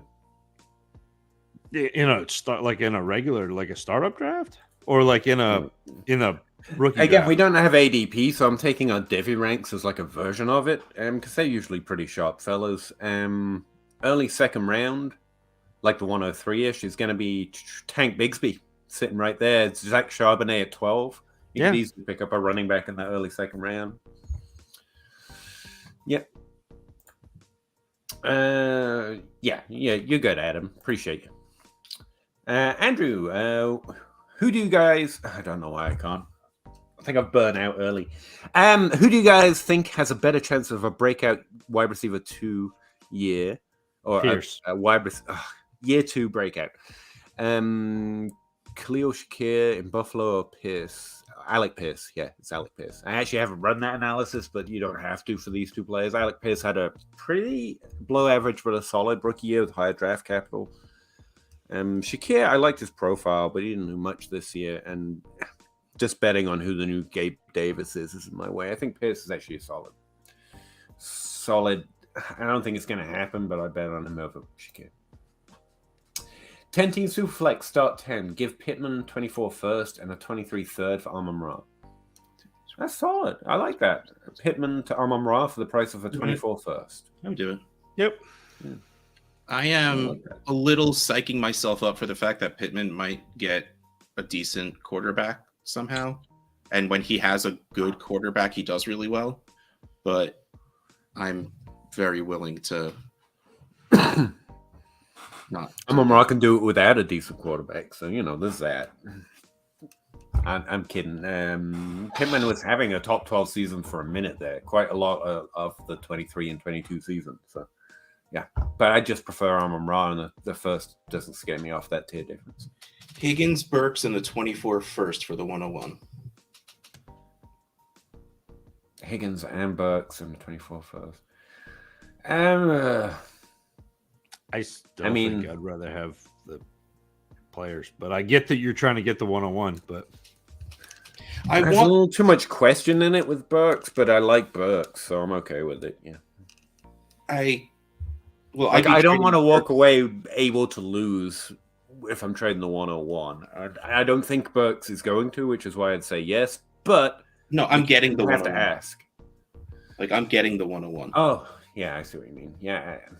Like, I want Bijan on a team that actually can use him. The only 101s I have are the ones I've earned. Yeah, I think that's a solid way to get it. Unfortunately.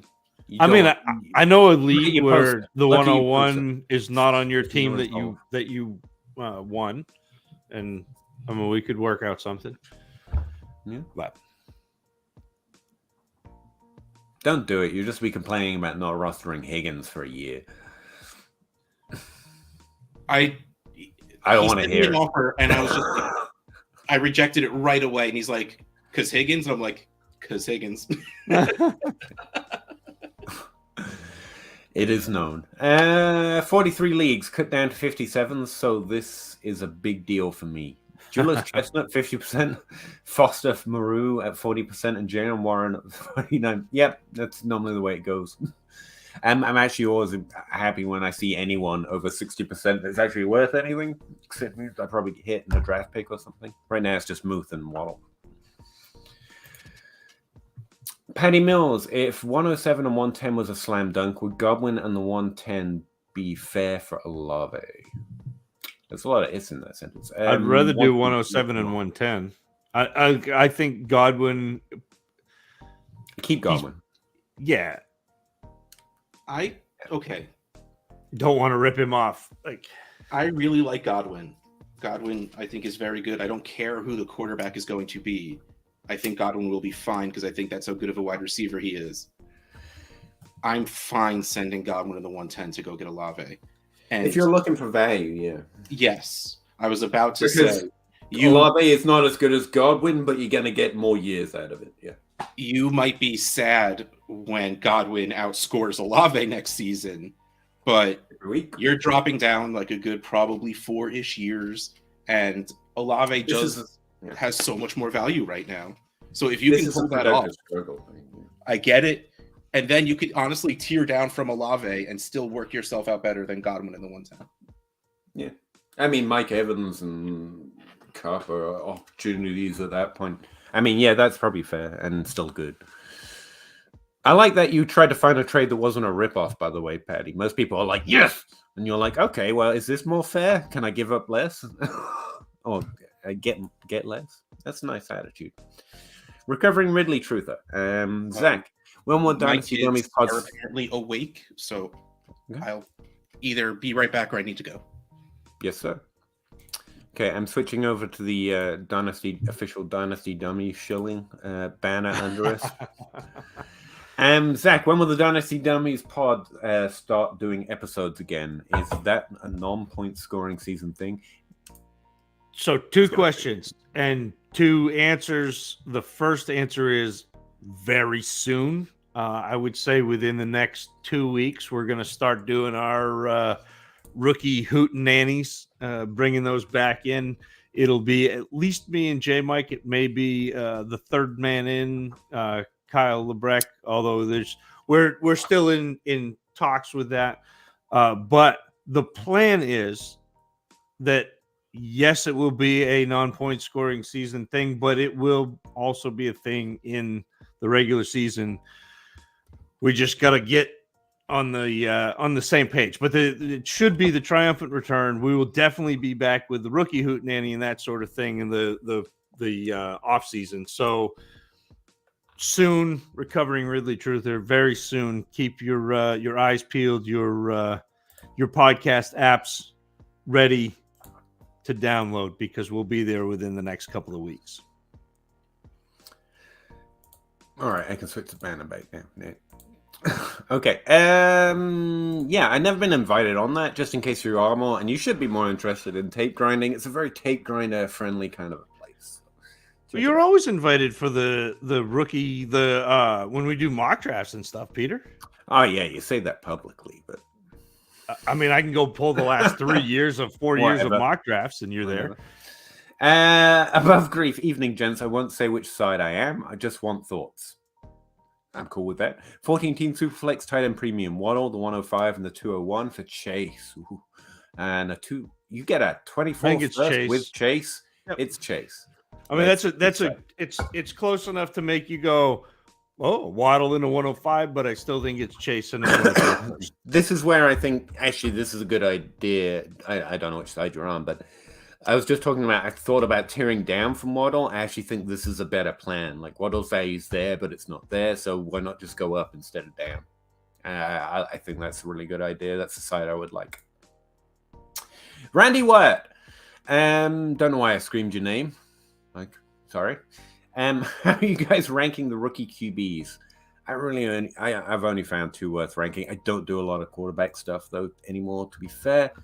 But yeah, it's just Stroud, Young, and then I have some sort of order that I'm going to let the draft decide. I think my only real takeaway is I am not going to be I think Will Levis's upside is Kenny Pickett so far, and Dorian Thompson-Robinson. Unless, I mean, you never know the future, and I'm rooting for all of these players. But not it's Anthony Richardson, isn't it? Yeah. No. I will quote the famous Travis May. If they draft Anthony Richardson in the first round, it's going to set NFL analytics back 2 decades. It'll be 6 weeks for me, Randy, before I have an answer on quarterbacks. Fair.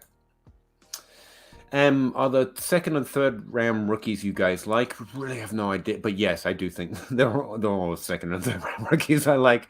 I know Zach likes 7 guys, or is digging Zay Flowers. He's going to go a lot higher than second, third round, I think. Yeah, he's like wide receiver 7 right now, and the draft cycle is just going to pump that high upside play. I've been wrong before. Who was it? The guy everyone was arguing as a wide receiver 1, and then he fell to the 7th round in the draft. A lot of tape guys liked him.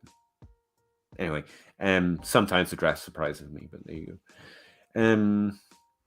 Have you got anyone that you think is going to be a little undervalued? I've liked a few of these running backs, and I've just been working through them slowly. I think Devon A-Chain might drop because of size, according to Travis. Same with Deuce Vaughn.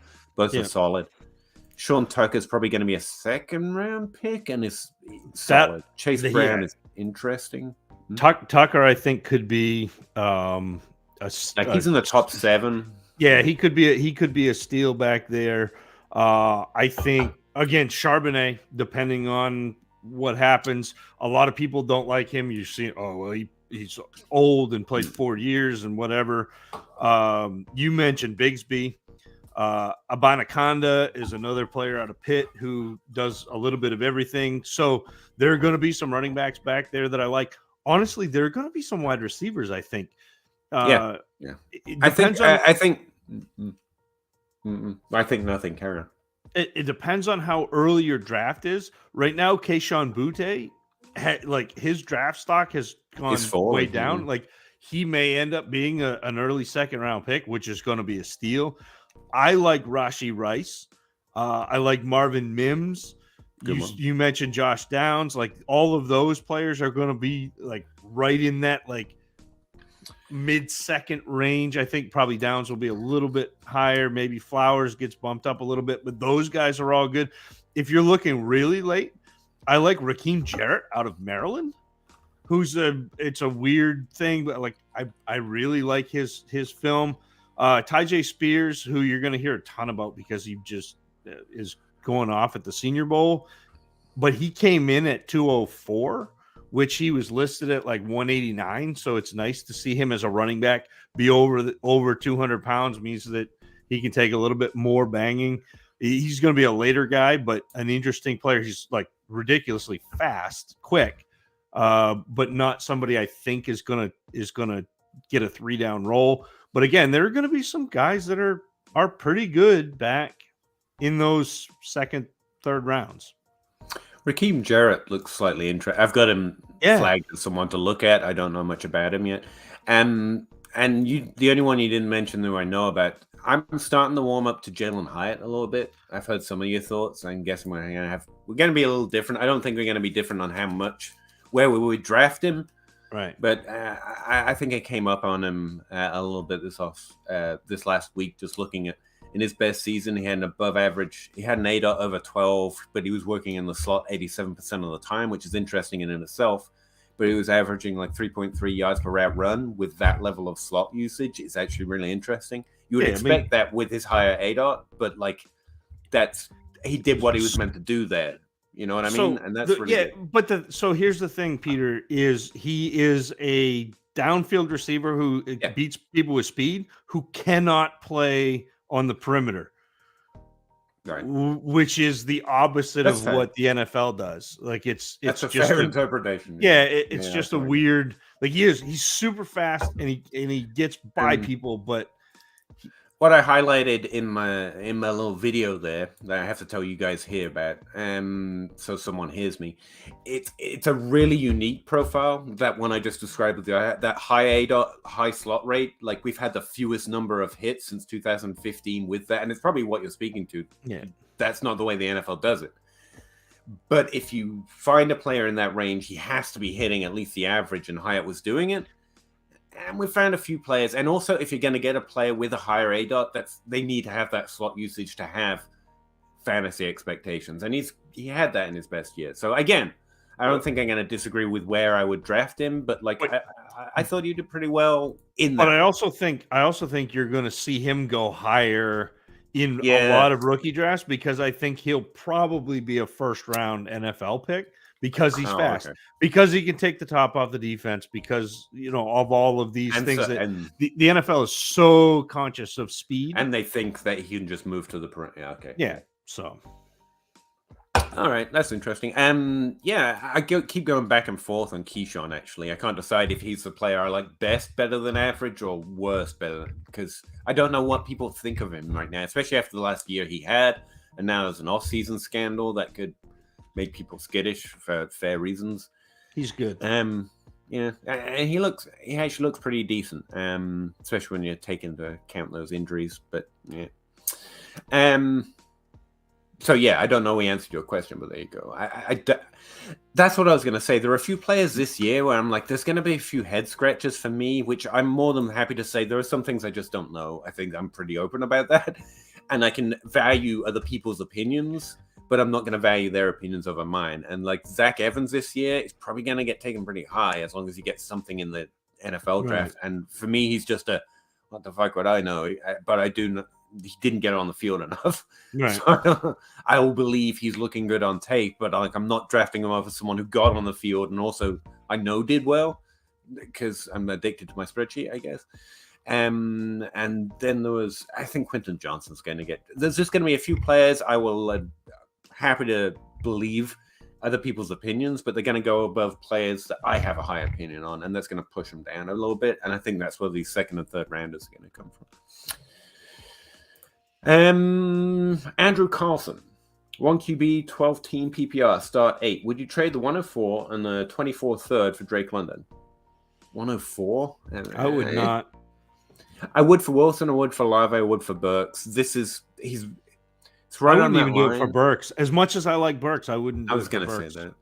I would do it for Burks purely because I really like Burks. I don't want to bet on my own likes and dislikes. And I think London did well enough to be this value, but I don't like him as much. So it's right on that line. I think you're solid either way. I would probably take the rookie, just depending on how the draft goes. But so for context, solid.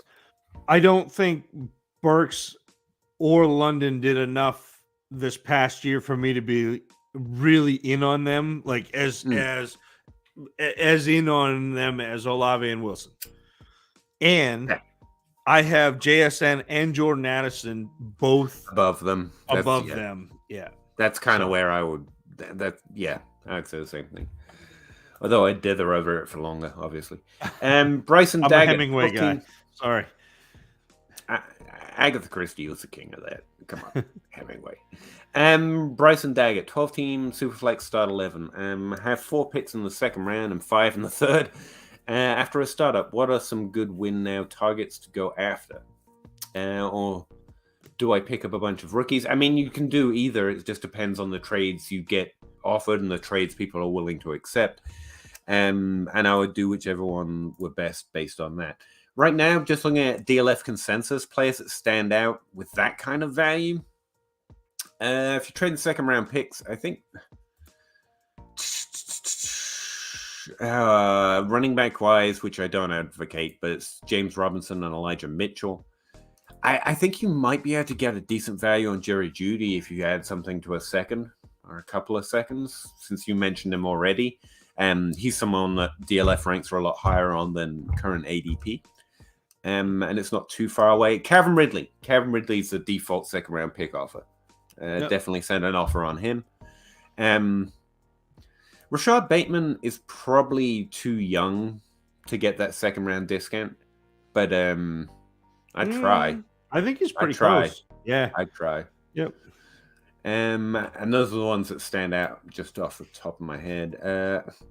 If you're looking for thirds, Michael Thomas and David Bell are the two my ranks like better than DLF consensus. Wide receiver. They're not win now, they're more value plays.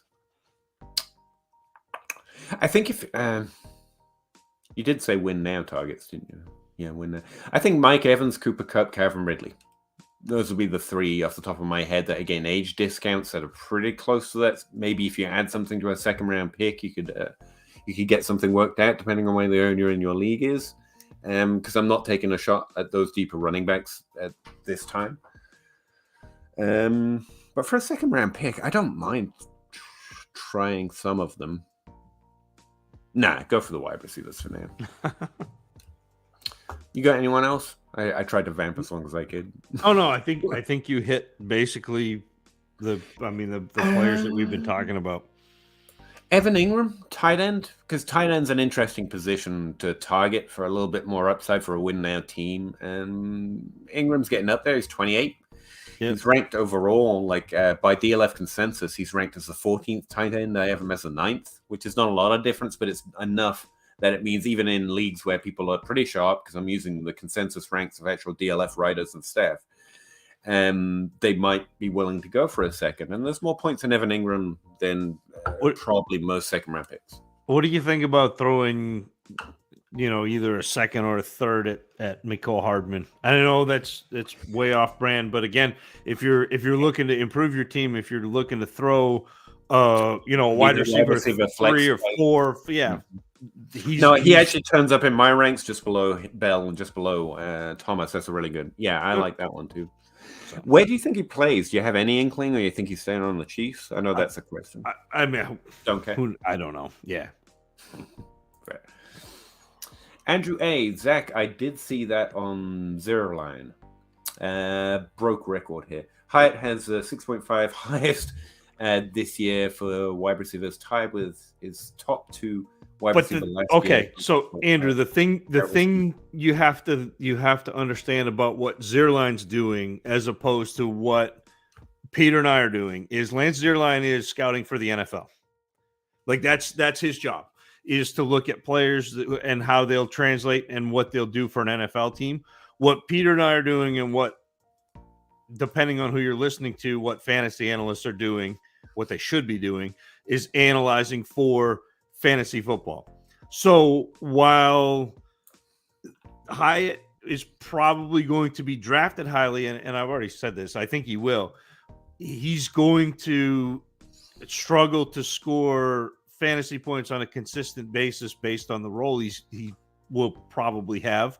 There are many players that I think are better bets for fantasy, and also I think Marvin Mims is going to be what you're hoping Jalen Hyatt is going to be for a far less price tag than you'll have to spend to acquire Jalen Hyatt in your rookie drafts. I like Marvin Mims.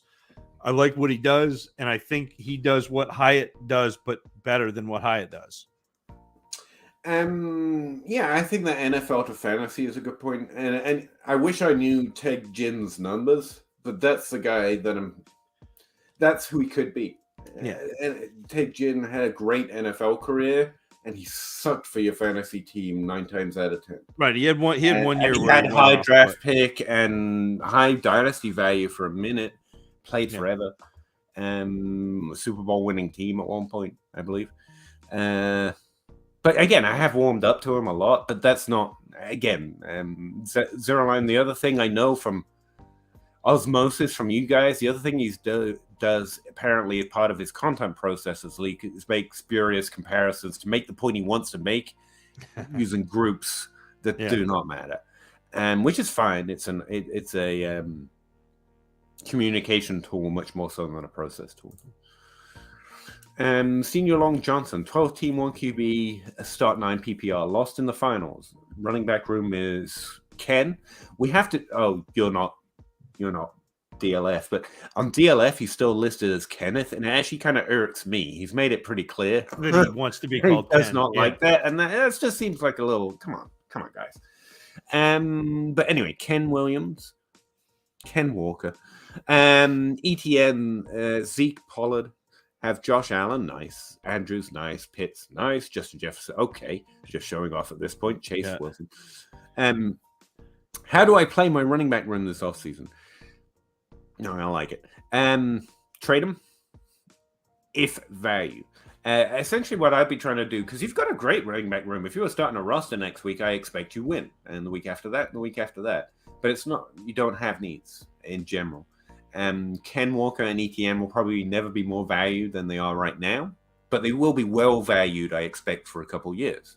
So it's not like it's a rush, but you've got a window here, especially before the season starts again, and we have some more top 12 running backs people are maybe a little bit more excited about after seeing another year, to try and explore trades. So my first thought, because it's 2023, is can I add the 110 to Ken Walker and get the 101? Can I get JT plus another first-round pick? Where are they at on JT? Where are they at on Breece Hall? Probably not, right? Because those are insane. You would love to get those trades, maybe. In which case, you keep rostering those running backs. We all say trade running backs, and I'm just trying to alliterate what that means. Because I have given advice before, then seen some of the trades that come from it, and I'm like, not like that. Jeez. Like we were talking about trading for Sam Howell last week, and then I saw some trades on my timeline. I was like, God, I hope they didn't do that because of what I said. Like we were talking about Sam Howell, because you liked him as above average, deeper quarterback prospect. We're talking about trying to get the next Brock Purdy. And not that we hit them very often, but someone that we can maybe highlight with Sam Howell, who might have a stretch, like he's above average. That QB room's a little questionable. We don't know what injuries happen. And Kirk Cousins came from a place like that, to be fair. So I'd rather take that shot than throwing value at Brock Purdy. And then I saw some trades for Sam Howell where I was like, maybe I'm wrong. Maybe people really do like Sam Howell too much. So that's why I'm trying to spell it out to you. Not that you wouldn't understand, but like try and trade Ken Walker and ETN for those type of... Najee Harris is a really good one because everyone kind of hates Najee Harris, even though he's normally ranked around them and should be. So again, we're trying to replace the draft, not replace the players that we like and are good. And because you can't redraft, you're trying to get other good players plus more value, or players that you think have a higher upside. That's more player evaluation.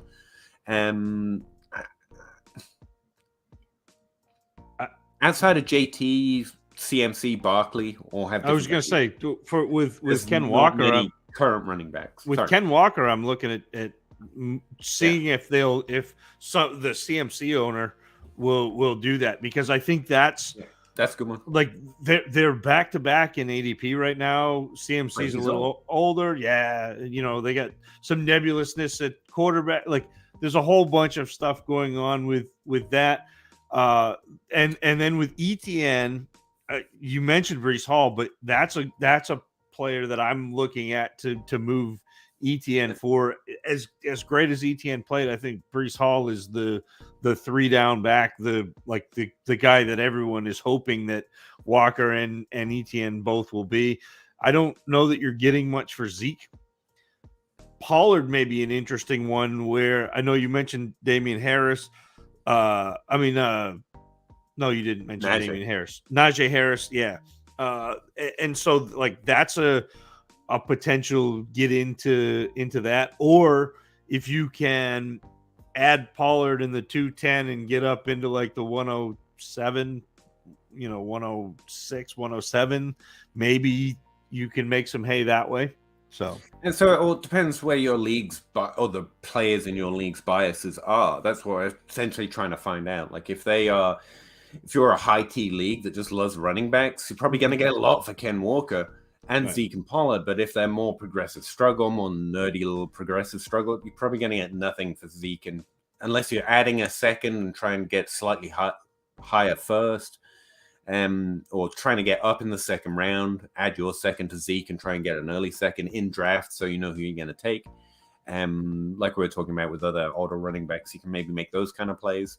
But if your league is still all in on Zeke because, Zeke's good and is going to score points and they're like running backs, you adjust where your league's at as well, and you try and find where those windows are to replace a draft, replace value while still getting players you like. We probably should speed up. I realize we've answered hardly anything, and it's like 10 to midnight. Botsy, do you think the 102 and 103 gets Burrow? Both of them together? No, not after. No. He's better than Patrick Mahomes talk. I'd try it. By all means, send it, but probably not. Andrew, I made a very big mistake last year, missing out on Garrett Wilson, who fell to the 110. Oh, that's painful. I've done that. Or a player you just didn't like above average fell, and you know you should probably draft him, but you didn't. That sucks. Because of his landing spot. Never again. Lesson learned. Yeah, I really think the best process is not to blame landing spot for the opposite direction as well. Like I did it for Corey Davis, and then AJ Brown made me eat my lunch, and I was like, okay. And that's the last time I needed to learn that lesson. Like, it sucks, but a good player is going to be good. Players getting good. Yeah, that's something. Caleb, sorry it took so long. Thanks for the $20. I'm sure someone will enjoy that. Part 1 of 2. I have a 16-team Superflex IDP league. I can't speak to IDP much, but I'll try. Start 22. I have 38 picks between 23 and 24. 10 firsts, 5 seconds, 6 thirds, and a tons of 4s and 8s. 8th round picks. IDP leagues, man. I have the 101. Probably same in 2024. Thoughts on draft strategy? Draft the best player. Honestly, that's IDP or not. Draft the player you think is going to be better in your format for fantasy. And if you're uncertain, trade for value is always an option. But you don't plan your draft. You draft the best players. You try to make good trades as you can to improve your roster, like we've been talking about on stream. But I don't have an overarching strategy for drafts outside of that, especially rookie drafts. Startup drafts are a little different. You think of anything? I mean, I again, this is not the place to come to get IDP advice. I don't think any of us. I recommend Tom Kislenberry from DLF. He knows more about IDP statistics than I will ever learn because I just don't want to. But I will say that when Russ has a draft like this where he's got first round picks like that, he says he usually drafts about half and trades half. To me, it's where you can get value. If I'm trading those picks, I'm going to trade them into players that I think are already proven production and let somebody else dream on those picks. You may be able to get that King's ransom for Bijan Robinson at the 101. Or whoever the IDP equivalent of that is. I don't know if there is one. It depends. Running backs, the IDP leagues I tried to play in many years ago, the best IDP scorers would be like Bijan Robinson type running backs, but there's relatively few of them, so they tend to be over prioritized to those top 5 running backs. So like I would probably, unless I got a haul, I would make that pick, and then try to figure out what else I needed and what I could get with those picks. But there's really a solid in just straight non-IDP Superflex. There's really a solid 7 players up at the top that like I'm not going to be disappointed if I make any of those picks. The other thing, I had a question like this in my DMs a week ago or so. Basically, how do I decide whether to move up or move down within a draft? And that comes down to make your own rankings. You can take mine. You can take ADP if you don't want to go to that effort. I insist ADP is a fine synonym. Just follow your favorite analyst, whoever they're really highlighting to be cautious or bullish on. Then do that too. Adjust ADP if you don't just want to do it that way. That's honestly solid. But after that, you identify tiers. Like what Zach's saying, he's got 7 players. There's probably a tier breaking inside there as well. Yeah. Yep. And that's how you decide whether a trade's worth it, whether you want to move down or up. Because ideally, you want to get the last player in a tier, strategy-wise. But in rookie drafts, and this is really why I say I don't strategize in rookie drafts, I tend to go the opposite way because there's just a higher bust risk with unknown rookies. Just because you can have the best prospect in the world who struggles or just gets injured, and that's all she wrote. Yep. Which is true for NFL players as well, to be fair. And we could never even see their value bump up from having one good season because of injury. Jameson Williams right now is maintaining, but Anyway, so identify those tiers is a good way to start thinking about it. But then I ultimately, especially in rookie drafts, I want to highlight who I want. Last year it was just Breece Hall. I had trouble separating everyone else out. And even though everyone else turned out to be a great pick, if I managed to go up and get the guy I wanted in the next tier, that's the way I play rookie draft. So instead of trying to get the last player in my tier, I try to go up from the tier below to get the player I want in the higher tier. So that's where I start adding my pick to a player to jump up into that next tier and get the player I want. So and in that way, I don't I don't end up with JJ Arcega-Whiteside, who is at the bottom of a fairly slim tier, where I like the players who did better more than him, but I didn't separate JJ Arcega-Whiteside out enough, and I ended up with him instead of the good players. And that sucked because I got the ranking wrong, but because I left it to tiers, I struggled. So I do identify those tiers. With rookie drafts, I recommend trying to trade up into tiers instead of trying to trade to the back of a tier, if that makes sense. Hopefully. How many picks do I actually make? I think Russ's rough rule, and it's a rough guide here that Zach just mentioned. Try for half, but it's really about the trades you get offered, the trades you can get accepted. You can make all of them if that's the way it runs. That's very league sensitive and what they're willing to do. 16 teams super flex too. Yeah, those quarterbacks, you should be able to get a haul for those quarterbacks. So if you're, think about Lawrence. If you're set at that position, you ought to be able to get a haul for those picks. So yeah. Sorry. Thanks for being patient, Caleb. Hope that helped. Mystical Child official YouTube. Okay. Hey guys, love the show. I appreciate that. My league mates are starting a new league. That's awesome. 12-team Superflex punter premium league. Okay. We get a point per punt. What round should I look to draft? I've never looked at punt. Well, actually, I think I did for one Scott Fishbowl. Yeah, you're just gonna have to find where their VORP fits into the rest of the league and fit them in. I'm guessing, and just based on that scant Scott Fishbowl research with First Dance I did a while ago, I'm guessing you're not drafting a punter till at least double-digit rounds. There might be a couple that hit that 7th to 10th, but they're going to be less. I don't even know that about punters. I don't know how quickly they change careers or change career cycles, so it's a little hard. But I'm going to guess don't overvalue it. It's probably the safest play there. So the Broncos led the NFL this past year with 96 punts.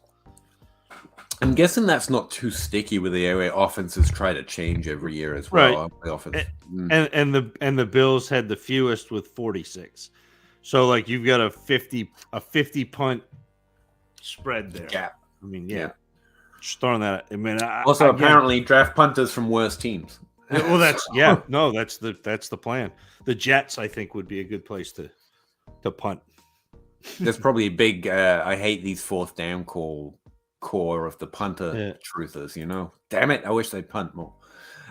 Also, should I target punters? Yeah, on worse teams. Yeah. Ideally, the trouble with that is we're not very good at predicting the good and bad teams, but by and large, from my offensive line research, I know that the top 5 and bottom 5 tend to be more sticky than those middle teams switch around a lot. Then again, look what Buffalo Bills are now from just a couple years ago. That completely reversed. That can't happen. JB, 12-team, 1 QB, PPR, no tight end premium, start 8, 1.5, and Pitts for the 101. Is that a good Pitts trade? I think that might be a good Pitts trade. No premium. Yeah, no premium. I'd probably do that. Yeah. One quarterback, no premium.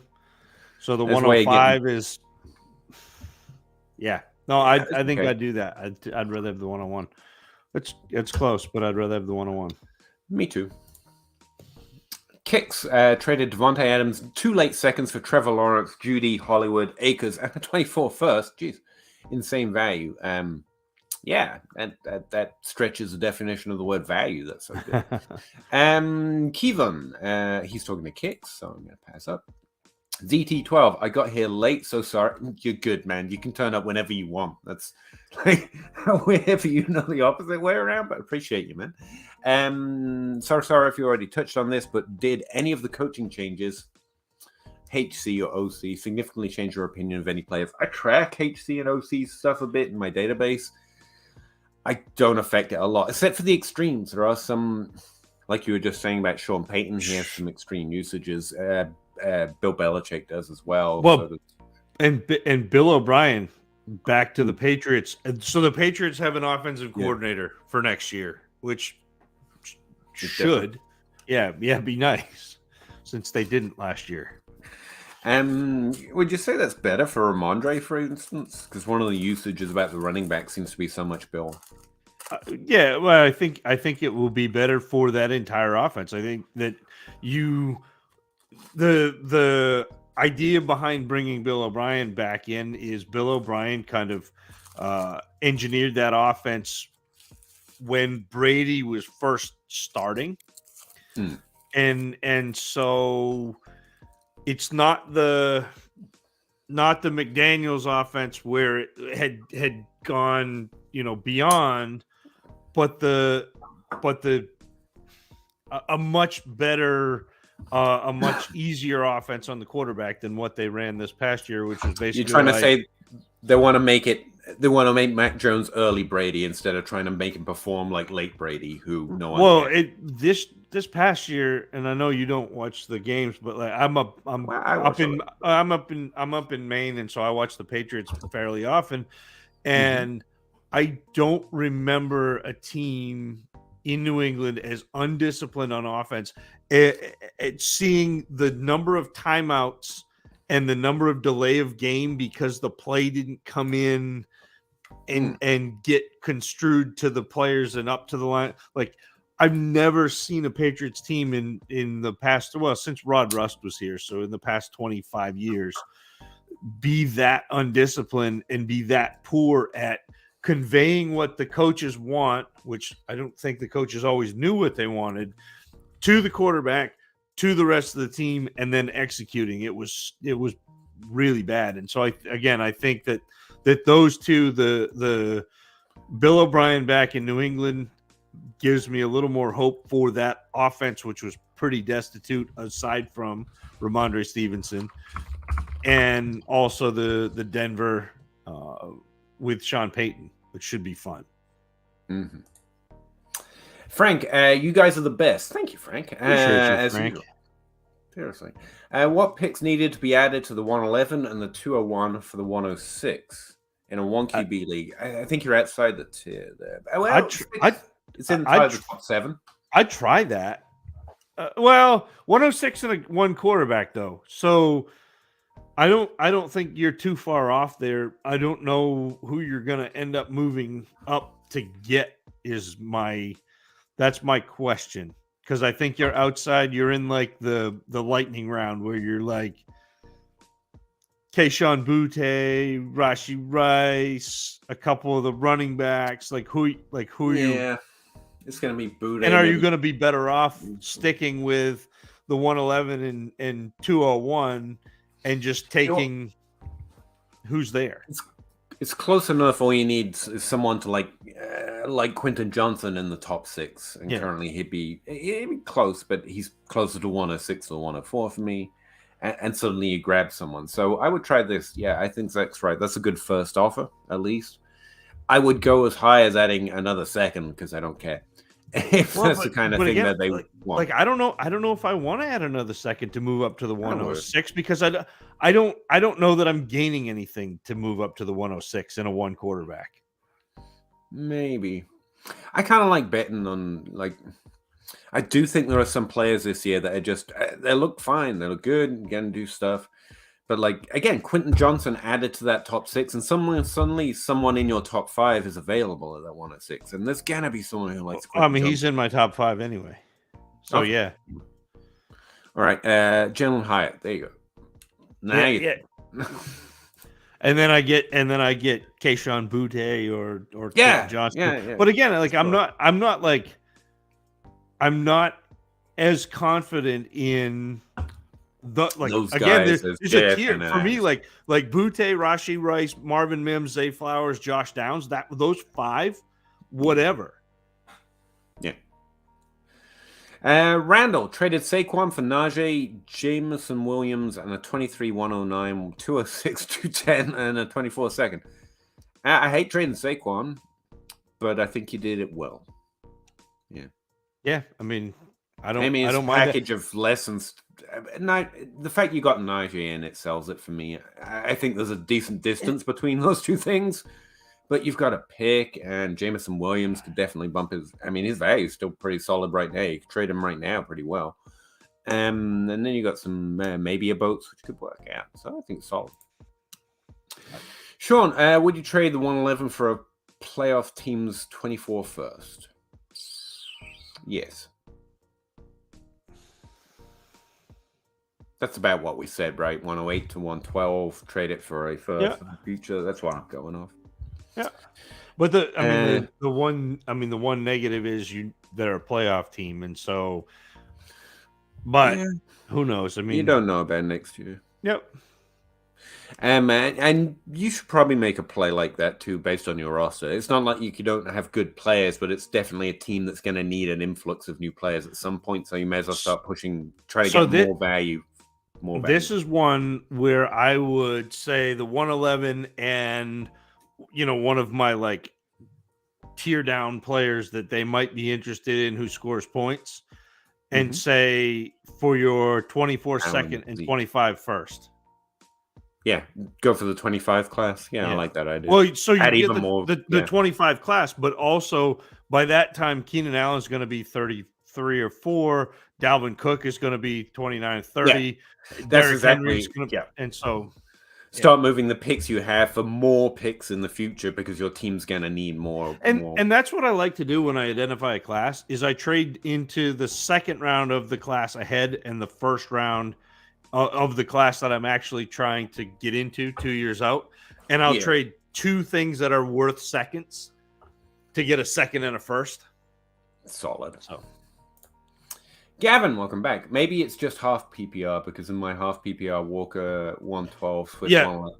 Yeah, it is half PPR because in straight PPR, I think Swift was like 13.7 and Walker was like 13.4, 13.2. I'd have to look, but I can look. But you pedants and your arguments. Conversation. I don't want to listen in. Sorry, I don't want to be rude and listen in. To be clear, not a lot of Walker winning sided trades. Yeah, that's the thing. But there also haven't been trades on him since October, which kind of tells you his value's gotten too hard to trade. But you can still. Well, again, what's the trade? If you can't get a decent trade for his value, then you, like I said, you keep Walker. But right now, where he's valued, you should get a lot more than that. People didn't want to trade him also because he was scoring points. And so if you've got a young guy scoring points and your team is good, you're not trading him. So, which is, for me, it highlights that there's a window right now you should try because those trades went, but that was all the way back before he started his season. Then suddenly now they're like, I don't know why I had to mind that, but yeah. And if you don't, it's fine. But that's our point, an only point. Kevin, if you felt last year was so flat because of Brees, after Brees, after Brees, should you have moved back for a 22nd first plus instead of moving to 2025? I don't think so. In hindsight, maybe, but I don't. Hindsight's great. Yeah, it wasn't flat in terms of we thought everyone was good. It was flat in terms of we know that players. That somebody's Wilson, going to be good. Like Olave, we're pretty high on Burks, pretty high on Jameson Williams. We had Burks ahead of them all, but it was really hard to kind of separate them out. Yeah. And honestly, and London was in there too. And honestly, it was flat because they all did pretty decent. I mean, we can argue about London and Burks all you want, but I think they did pretty decent relative to other rookies anyway. But yeah, I mean, hindsight's great. I don't want to try and game plan it back. What I do know, there are some classes that are flat, and it just turns out they're flat because most of them miss, and there's some classes that are flat, like 2022, where they're all pretty good. In fact, 2 of them are great. And I like classes where they're clear separators, and it's not that JSN and Addison are Chase and Jefferson, but like they're clearly that much different than the rest of their class to me. Right. And Downs is kind of up there too. I know you don't like him quite that much, fine. But and that to me makes the draft a lot simpler. It means I know what I want to do. It knows who I want to go and target. And just from a prospecting point of view, I guess that's why it's not so much value moves I'm going to make in Dynasty. Trip Cram, pretty much no one stayed because of NIL. Right. The only person I know of note that went back was Korn. That was, he got hurt. Yeah. Andrew A., remember in 2021, Talking Heads pumping up to 22, and now it's 2023. I agree with Zach. QBs are the most difficult to pick. Go get your guy. Yeah, and I will say 2022 turned out to be pretty great. And 2023 is going to have some great players in it. And all classes have great players in, and that's why I like he's talking quarterback, a little easier to separate. But yeah, they do come in cycles like this, I think. I will say the minute we got Patrick Mahomes and Herbert and Hurts, I started to feel like we're getting too greedy. How many great quarterbacks do we have in any given era? And like we've got more than enough. Like we're in the heyday, like back in Peyton Manning and Tom Brady era. That's how many we've got right now. So continually predict even more. But there are still good players. Like in that era, we had Luck turn up, we had Griffin turn up for that first year, and then injuries. So yeah. It's I just step back from quarterback and take the good ones. Check out the running back from Tulane. See, that's Tyjae Spear, who I said was going to get the big bump from the Senior Bowl. Like, I don't think he's not any better today than he was yesterday. I just added him because someone mentioned that they were on Player Profiler and they're not in the database, and I just added Spears. And the first thing I'll let you all know, I had to readjust some metrics. He's a fucking halfback. He's the Player Profiler listing him as a running back, and I guess he's going to be for the NFL because so Sports Football Reference, but PFF lists him as a halfback, which I've now separated out because if you use halfback stats, everything tanks and nothing is predictive because halfbacks tend to be so fucking terrible. But he did kind of halfbacks and fullbacks. Yeah, no, Spears was listed as the HB halfback. Yeah, that's just a regular running back. Fullback. Fullback is the. Oh, I might be reversing them. Sorry, but yeah, he was listed as the other one, the one that I have to separate out from the running back designation in the NFL. But yeah, actually, he probably deserves a different distinction because he did a little bit better than most halfbacks. I haven't looked him over, but I did add him, and I'll be in the next update. But he is very, very quick. Oh, we like quick, right? Quick, yeah. Quick. I mean, yeah. He's terrible blocker. Oof. But 12-team Superflex start 11. I have Wilson, JT Brees, JD, CD, Ayuk. This is his team, the 105 to 111. And what moves should I make? I think again the broad question. We're happy for them, but we can't really spend as much time on them as I like to. But other than the general things we said, let's see. I like Ayuk a lot about where his value is right now. But he's a wide receiver, like you could tear him up a little bit. That 111 on Ayuk, does it get you Amon-Ra? That's a thought. JT and Brees both seem like... I know we say trade running backs, but I'm trading for Brees more. And I have a hard time not ranking JT the running back one right now. Like, it's Bijan Robinson, but he's not available in the pool.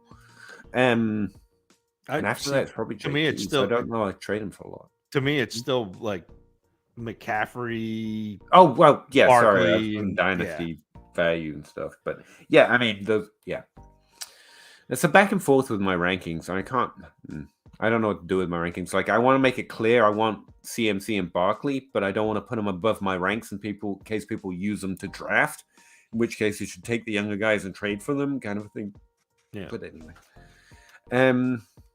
I don't see a lot of weaknesses outside of that. You could try and tear up Ayuk. You could maybe try and go get Kelsey. That's always an option right now. Where your team's so strong, you can start making plays like that.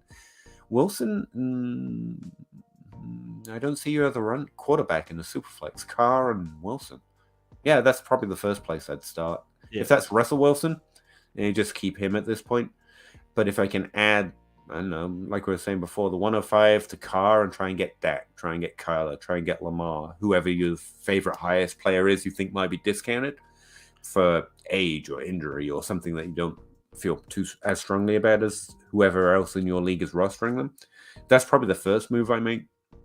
Then I start thinking about trading for Kelsey or tearing up Ayuk, depending on what I have left. After I try and tear up my quarterback position in a super flex, it's like you don't have a lot of weaknesses, so you just start trying to improve at quarterback and improve at tight end, or make the picks and be pretty happy because you're awesome at drafting rookies, so you'll be good. Open 24 hours, full PPR, tight end premium. Points per carry, 0.25 points per carry. Would you trade Pacheco? Yes. And Dubs? Yes. For Hopkins? Ooh. Juwan Johnson is the type of tight end play I'm not going to make. And Hopkins, I think he can get better. I think if you add a second to Pacheco, you can start talking some serious players that you can add to your plethora of value and tear up with and move into rookie picks. And Pacheco's definitely someone I'd be interested in doing that with, but Hopkins and Juwan Johnson isn't it. Also, Mike Evans or Hopkins? Mike Evans. I'm pretty sure, there's probably an extra year on value with Mike Evans versus Hopkins. I know it's close. It'll be interesting to see what happens with Hopkins too. But I know, I want to be team old guy wide receiver, but he's one of the ones that value's dropped even further than Evans because of injury as well as age. So I think I prefer Evans. No, so I still want at the Hopkins, same value. At the same value. Yeah, I mean, if they're even, I still want Hopkins. Okay. I don't know if they are even. I'd have to look, but no, Evans is ranked higher than Hopkins by a decent margin. Drafted.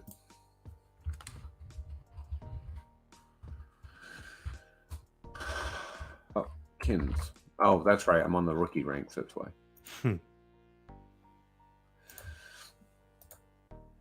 But yeah, anyway. Yeah, either of those are safe place, but I feel you can do more. I think you can get some younger players if you add a second Pacheco and Dubs. I'd rather try to get Cooper Kupp. Yeah. In that range, but Hopkins is wide receiver 37.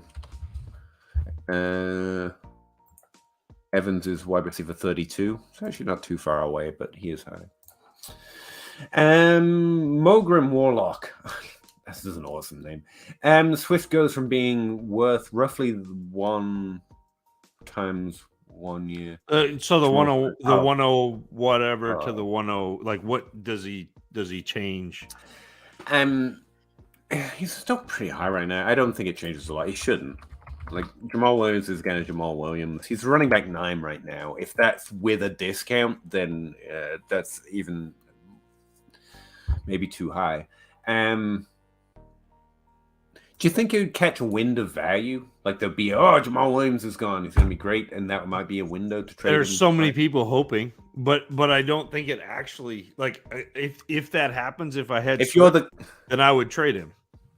I think if you're the guy rostering him, you're the one who cares about that. Yeah. That's where my head's at. So the problem with this class, though, is Jahmyr Gibbs is DeAndre Swift. Like, he's the player that everyone is going to hope on. They want him to be the guy who gets all the carries, and he's going to be really reliant on pass catching and is not going to be a between the tackles player, in my estimation. So even if you trade, I trade to answer the XY question. I think right now Swift for me will be worth like the 107. Seems pretty low, but yeah, the 107 because you got 2 quarterbacks in the Super League. And if he went above that, I would trade him. Yeah. So well, and to me, he's probably 106 because I think I would Um, rather have him than Gibbs. Oh, okay. Even though, well, I mean, I guess maybe not. It depends on where Gibbs lands and if he's got a role. That's fair. So that's going to be a funky thing. But I would rather have the 2 wide receivers for sure and the 2 quarterbacks for sure. And there's one running back, and then And I think I'd Bijan. rather have Gibbs. Then Bijan, Swift. wide receiver, Yeah. quarterback, Gibbs. I would take Gibbs, so that puts him at 7. And you were Yep, saying that's fair. Yep. all right. As for what if he goes above that, I would trade him for that. So whatever that Y is, whether it affects it, it's not about. Ultimately, this is a frustrating part about trying to give advice about your league and your league and your league. Some have IDP and some have running back truthers and some have me or some have Dynasty Outhouse. It's very different depending on where you play. But generically, if I'm rostering Swift in my league and he goes above the 107, I want to trade him for the 106, 105, whatever it goes to. So whatever that Y is dependent on your league more than what happens in ADP and everything else. Pete Alfano. Sorry, I mucked that up. Hey, gents, just wanted to say thanks for the feedback and advice on my Dynasty at the beginning of the show. Oh, hey, Pete. I appreciate it. It is a best ball league. I did forget to mention that. So I don't do starts, sits. I do remember you saying that automatically plugs in your best player. Yeah, I play in some best balls. With that in mind, it's interesting. I did see a question about how to. Maybe we should write more about how to play Dynasty in best ball. I don't have a lot of initial thoughts on it. Outside of wide receivers, the depth of wide receiver becomes a little bit more value because the thing about running backs is you know more when and when not to play them. And wide receivers there's a dearth of wide receivers who put up weekly numbers but don't put up seasonal numbers. So they're less replaceable than you think. But if you've got a best ball league, you can try and take advantage of that. The other thing I'd check out is return yardage. If you've got any scoring for that can be really useful in a best ball league because you don't have to guess when return yardage is going to play a part, but you will get Cordell Patterson's just going off for games based on return yardage and sometimes return touchdown, which is worth a bunch. But yeah, Mac Jones and does that change your opinion? No. No, I'm pretty certain who I'd keep and who I'd hold on that. Joe, been a minute. Nice to see you. I mean, it might change your opinion of Mac Jones. I don't think it changes my opinion of Skylar Thompson. But no, I mean, I'm not dropping Mac Jones. Yeah. So watch out for Oregon State tight end. Do I have that guy? Luke Musgrave. Yeah, he's actually one of the ones who scores fairly high. I haven't dug into tight end much at all. I haven't dug into nearly enough things. That's my answer on everything. All right. Did I write anything on him? I did not. I actually took him out the pool of players to look at. Why did I do that? Played 3 years.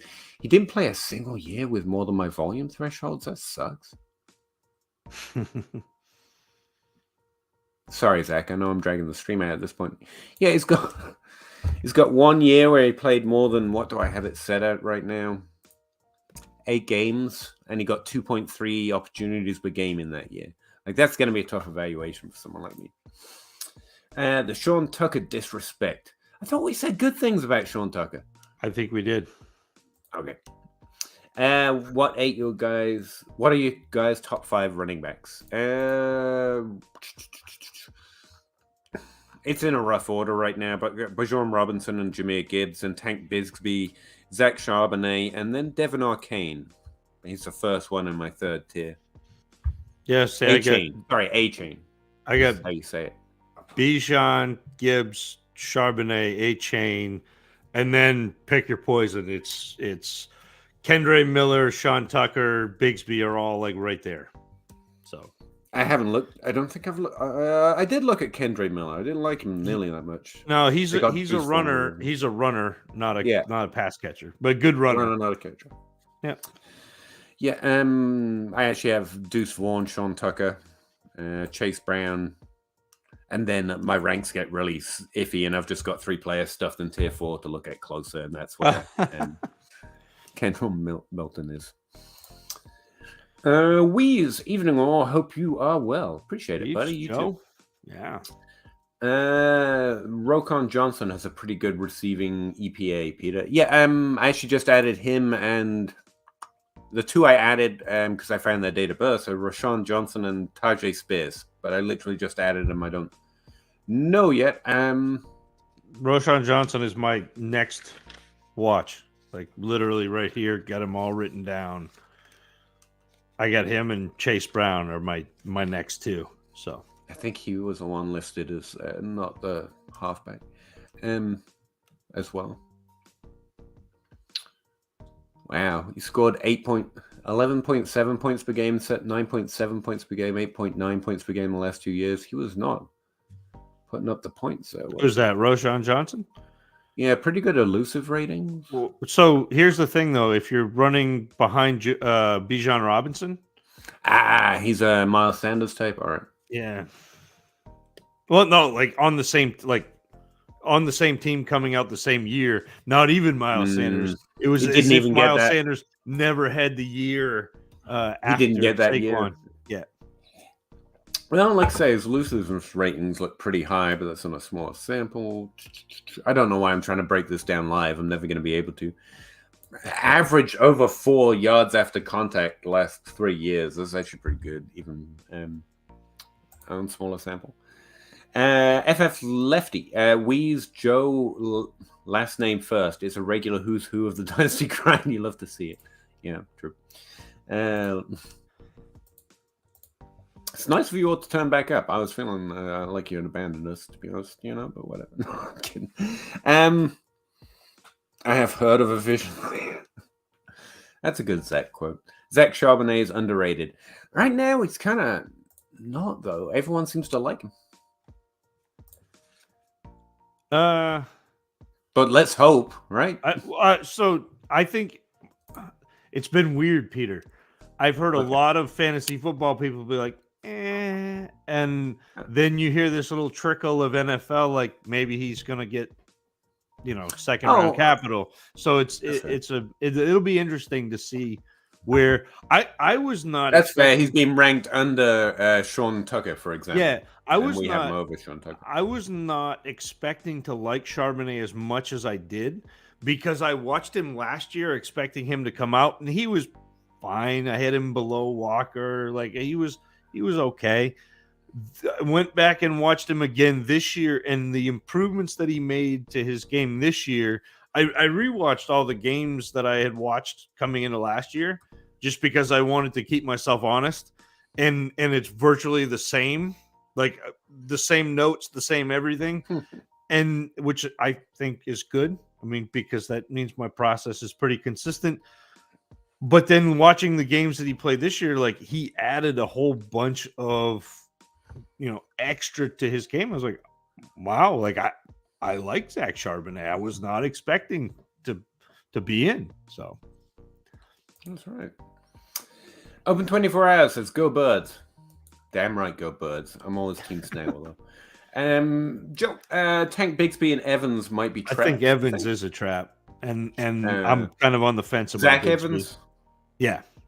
Oh yeah, I got nothing to even rank. Sure, if you say so, but I don't. Oh, I can. Tank. His name is Tank, though. That's gonna good pass catcher. Okay. The name Tank really weighs on me. Just interrupting someone else's comment. Tyler Spears. Yeah, I've added him. I'll take a look. Traded. Thanks to my Discord for pointing those two out, by the way, because I don't know who to add if someone doesn't tell me. The SSFFL channel. Hey, cool. A whole channel devoted to SSFFL. Traded Stevenson, the 107, the 108, and Russ Wilson for CeeDee Lamb, Dak, and a 205. How did I do? Yep. Spectacular. Absolutely spectacular. Yep. Wheeze, my favorite thing is side-by-side Pickett and Zach Wilson rookie stats. It's a Spider-Man meme. But with very tiny hands. A Spider-Man meme, but tiny hands. Yeah. That's Part 2, still have the 102. With Mahomes and Dak as QBs, I can either target Stroud or Young or Gibbs. I've got Monty, Eckler, and Connor as running backs. Don't know which part of that question to get to first. Let's see. I have Stroud over Young, but they're in the same tier. I don't have a strong preference. I think it's probably Young over Stroud, but I haven't watched enough to be. But that's fair. He's more likely to get draft capital. They're both gonna. Yeah, but anyway, I would trade Monty, Eckler, and Connor for whatever the value is at this point. If I can use it to upgrade somewhere else, then I would do that. Yeah, I don't think there's not much value there. I really don't. Like, you're not going to get much for any of the three of them. I'd probably hang on to Eckler for what you can get for him, and then hope you can. Yeah. Jack Rowe, thoughts on trying to get extra value from Purdy by shipping to the Lance owner? I mean, I don't mind that. You've got to consider someone else's team, and that is an aspect that might weigh for them. But I mean, you can't guarantee on it. It would have been better before Purdy tore his on the collateral. Yeah. Yeah, unfortunately. Got to find them windows. Dynasty 1 QB, half-point PPR, team weaknesses. What is his team weaknesses? He's got Hurts, Lawrence, Danny's a weakness. Swift, Sanders. No, you're fine. Kamara. You have No, you don't. Akers, not Kamara. Akers. Yeah. Lamb, Waddle, Metcalf. Your wide receivers are great. And some depth with Zard and Slayton that you probably shouldn't have held on to this long. Tight ends actually pretty good. Your running backs, you've got a depth of running backs who are going to drop in value until they're needed to play games here. And I would trade on that if it's still available. Like everyone except Swift, really.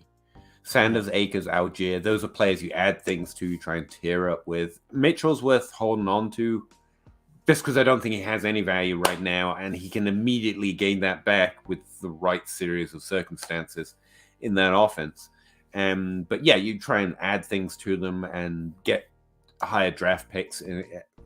Again, aiming for the player at the top of your tiers. Yeah, sound right? Yeah, it's running back is your only weakness. Yeah, you've got no desperate need to move. You can trade Lawrence and Danny if you freaking need to, but in a 1 QB, I don't think many people will be interested in that. And you're trying to upgrade your draft capital and improve those running back 2 and 3. Joe, how many first, future, or present, just specify, is the 101 worth? 30. It'd be 4 by the end of the year, probably, but 3. Nothing's worth more than 3. As a general rule, I'm trying to get Dak, Watson, and Herbert. Okay, my problem is that people in my league seem to undervalue the 101. Just draft Bijan Robinson. Yeah. Unfortunately.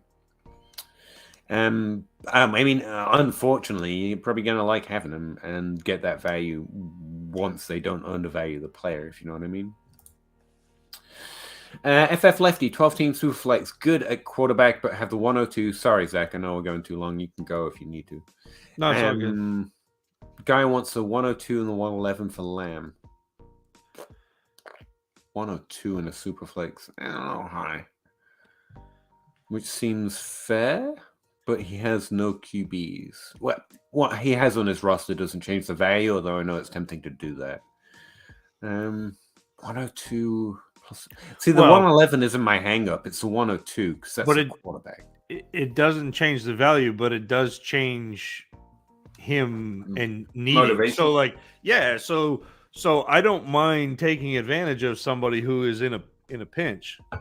That's put themselves in a pinch. Yeah, so do it another way. Yeah, I'd be like, I mean, if I'm trading the 102, I'm not going to give up the 111 to get Lamb. I mean, I would, but it is a little much, even without making that pinch adjustment.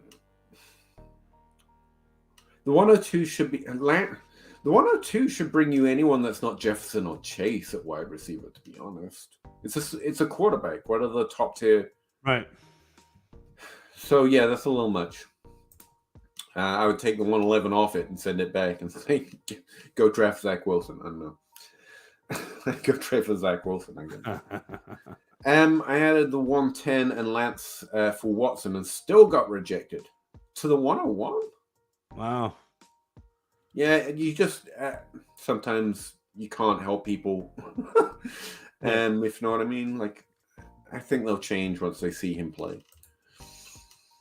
FF Lefty, to me, I'm a strong contender. I don't think I trade the 101 for much. Yeah. But I earned it. I'll take 3 first, preferably. Yeah. I think that's a solid position to hold. Yep. I think it's worth 3 first. Yeah, I think 3 first is a good generic kind of. Yeah. That should be enough for Watson. Yeah, I think we're on the same page, Lefty. What a surprise. The GOATs know what's up. He has Josh Allen and Pickett. He needs to get rid of Pickett. And fast. He's just being greedy. Yeah, again, and so let him sit there with his greed and see how it works out for him. I mean, that's my. Sorry, I don't have anything better than that. Like, you can't make people do good trades. Andrew, well, maybe Dynasty Outhouse can. Right on, new pod. Appreciate it. Can't wait for the Hootenanny. I'm looking forward to it. I'm looking forward to listening to it. I mean, I can't wait for it. No pressure, just excited. Do we like Downs and Boot? Yes. They're the receivers I like outside the top 3. I like them both. Yeah. They're in a tier with Quentin Johnson, and much to apparently a disagreement with Zach. I kind of lean towards both of them over Johnson. I suffer from very low T. No, it's fine. Johnston is not the type of player that I gravitate toward at all. That's I want the guys who drive high volume. Like, that's what I want. So, Joe, we're on the same page on Downs. Unfortunately, I think everyone loves him. He's literally the wide receiver 3 or something in early DLF ranks for the Devy community. I think he's going to get tons of draft capital. I think Zach's right. I wish everyone hated Downs. He's not going to be drafted low enough to be sleep. Mims is an interesting one. He's one Zach's brought up a few different times. I have this tier of Hyatt, Rice, and Flowers. Mims is in tier 4. So I like him a little bit less than you two, but I get it. Sorry. Yeah. Dan's. Unfortunately, I don't think he's gonna be undervalued or valued low enough to be considered a sleeper. But you can call him what you want. We can call him a sleeper. We get to do what we want here. Downs is our sleeper. Okay.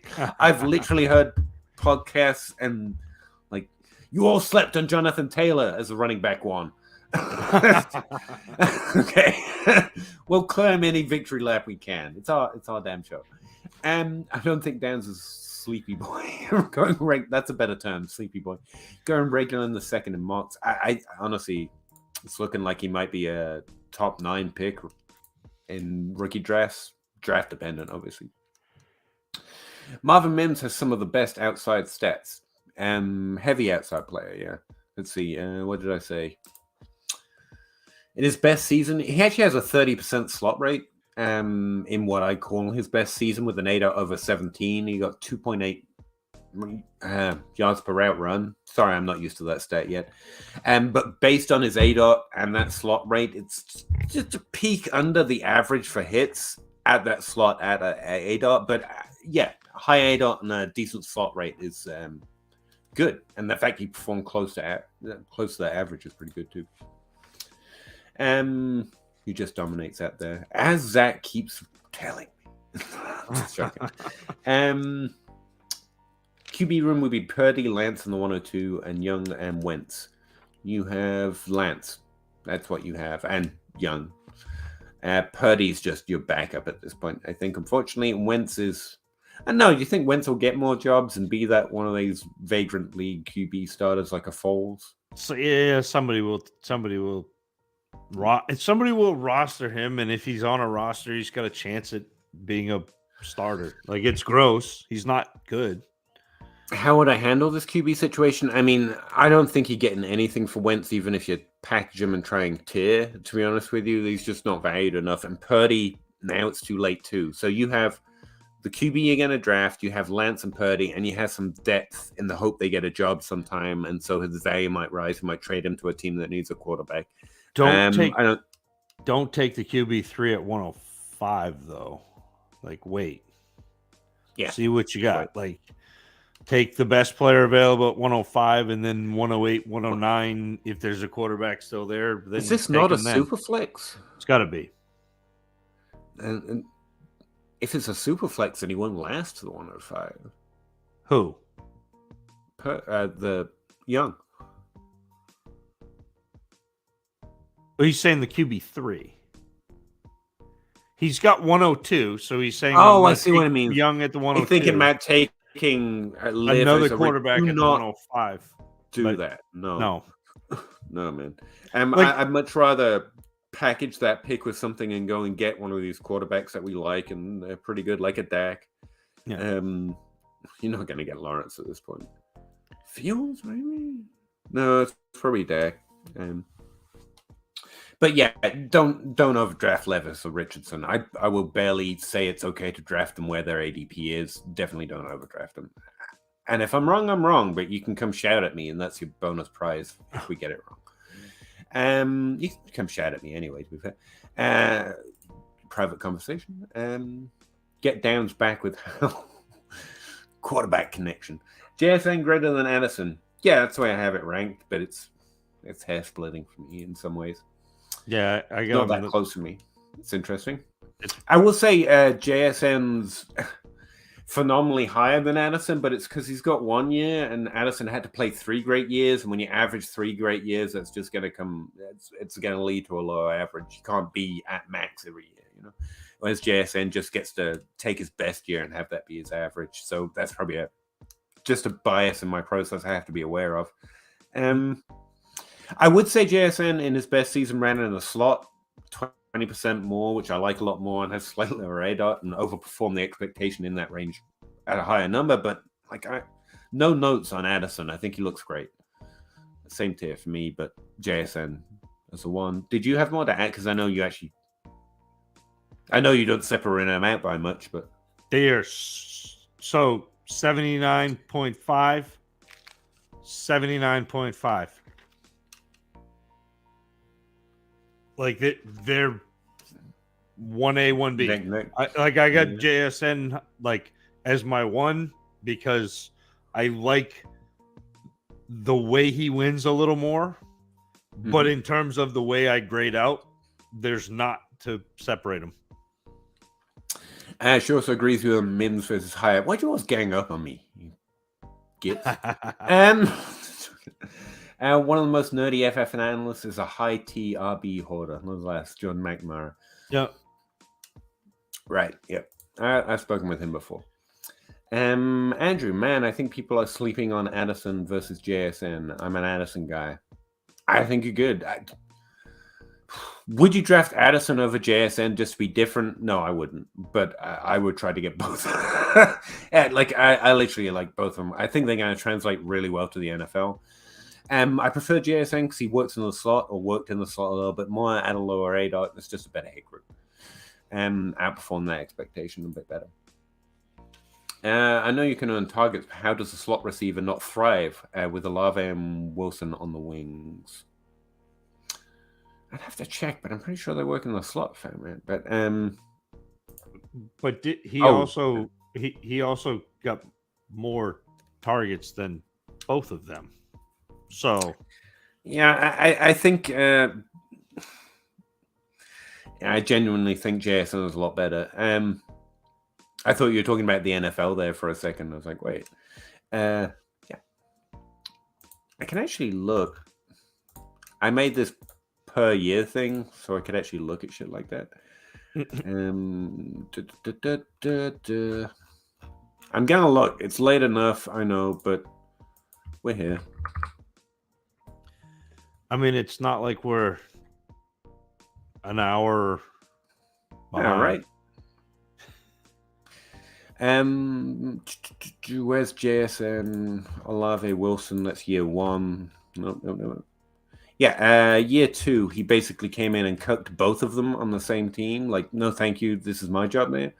He ran in the slot 88% of the time. They ran in the slot 17 and 18%. So yeah, they were on the wings and he was in the slot. Here's the thing. But he saw That means they were feeding off of him, not the other way around. 25 more targets than that's reversing where the engine is. Either of them. Yeah. It's like saying how can the engine run well with these great tires? Like the engine is the thing. But yeah, I mean they've been pretty good in the NFL, so it's like it's splitting hairs.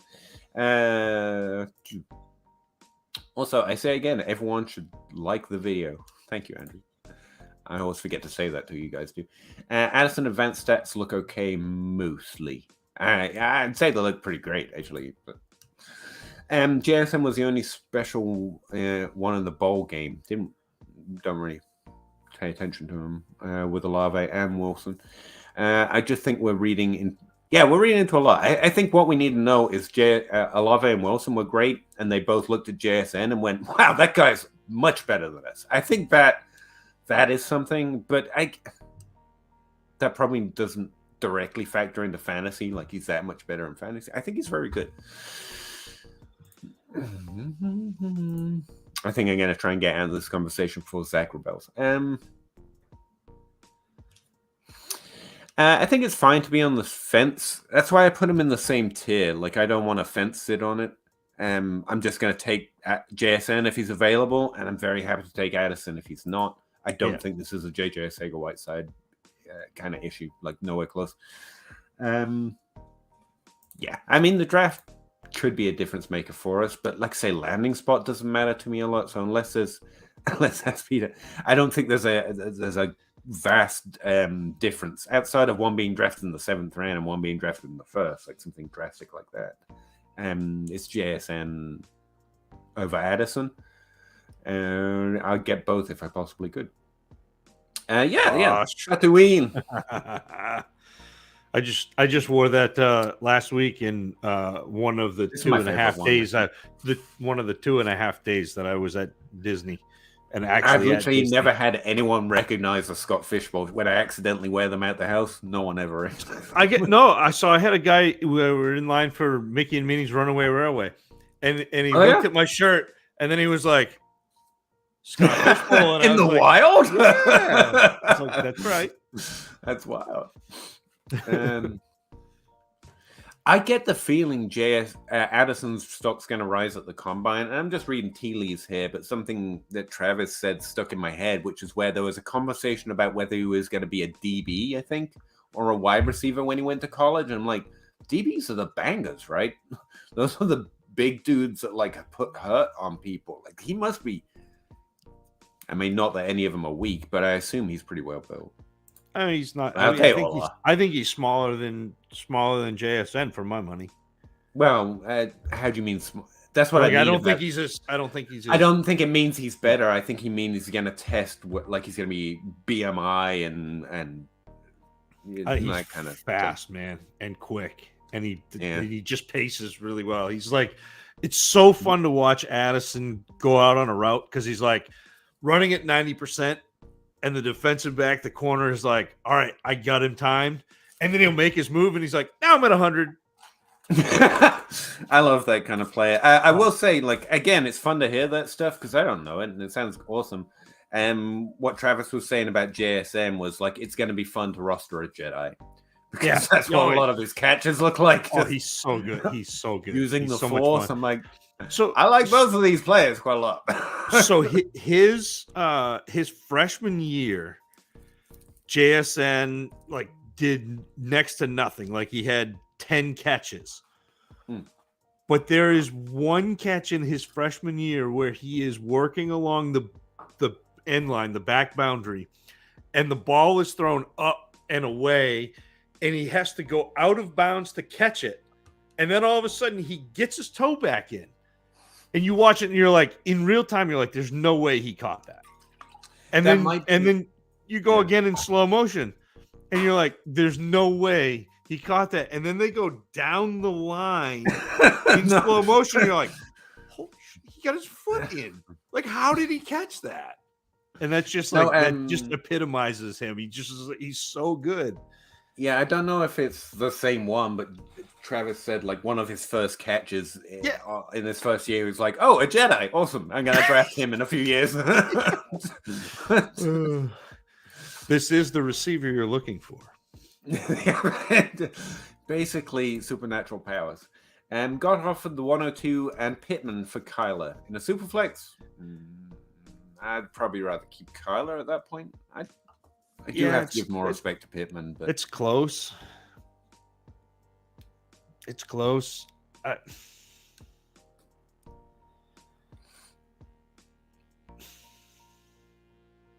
Man, I might take it. I don't know. I might take that, but it's close. Right. I'd have to watch. Depends how you feel about not starting Kyler till at least the playoffs. Chris, I will know better in a few weeks after I watch quarterbacks, like really watch quarterbacks. I should really start doing quarterback evaluation. Not.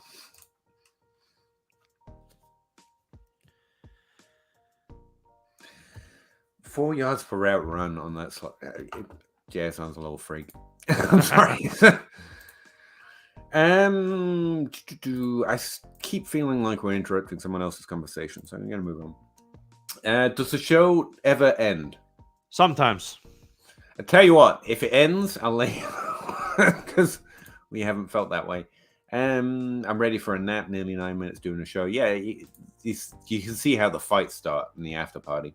12-man superflex. I have a dumpster fire of a team. It's good to know it, though, to be fair. At least they didn't know what you need to do. Watson, Baker, Ridley, though. Javonte breaks home. Yeah, listing Baker is a name. Yeah, that's bad sign. Yeah. You have to get quarterbacks. But to be fair, the 101, the 105, the 107, the 109, and Javonte and Hall, keep Ridley for now. You should go get quarterbacks, like package. Go get at least one of the elite quarterbacks, and that would be my first move. Try and keep the 101 if you can to do that. Yeah, try to do like the 107 and 109 to move up to the 103 or 102. Yep. So the 101, you can, but it's like what Joe was just saying. Sometimes you're not going to get the value, and in your situation, it's all about getting as much as you should. Not as much as you can necessarily, but much as you should for what you have. And that's a golden ticket right there.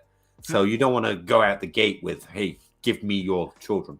I would start smaller, package up some of those later picks and maybe Watson, get a top 5 QB that's not Watson, and build up that way. And you can explore trade offers for the 101, but be more trigger happy with making that pick than the others, personally.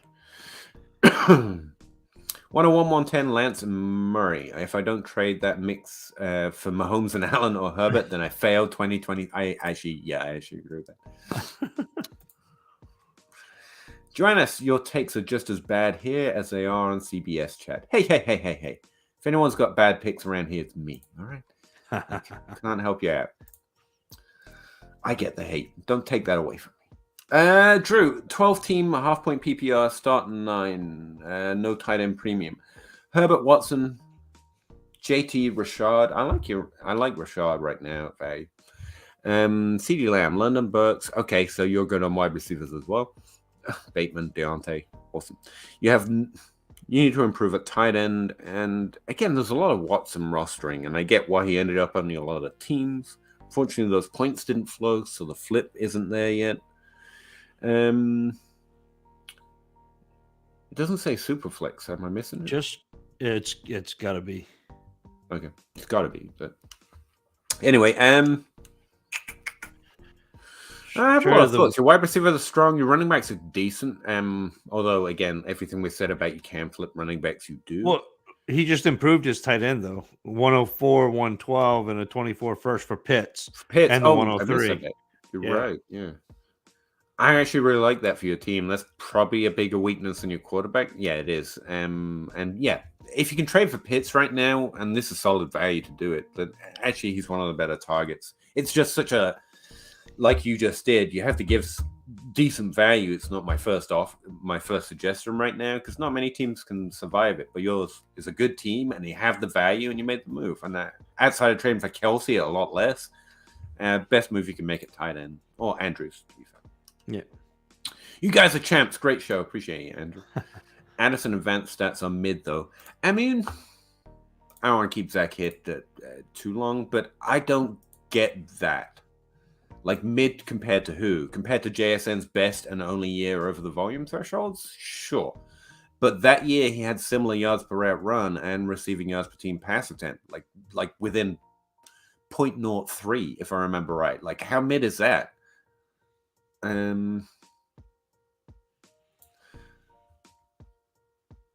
Yeah, here you go. 2.94 yards per route run, which is a stat you prefer, I believe, is phenomenal.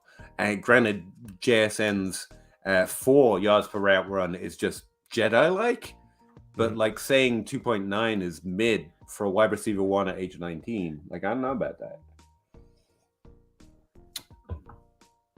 Especially at the competition level he was playing.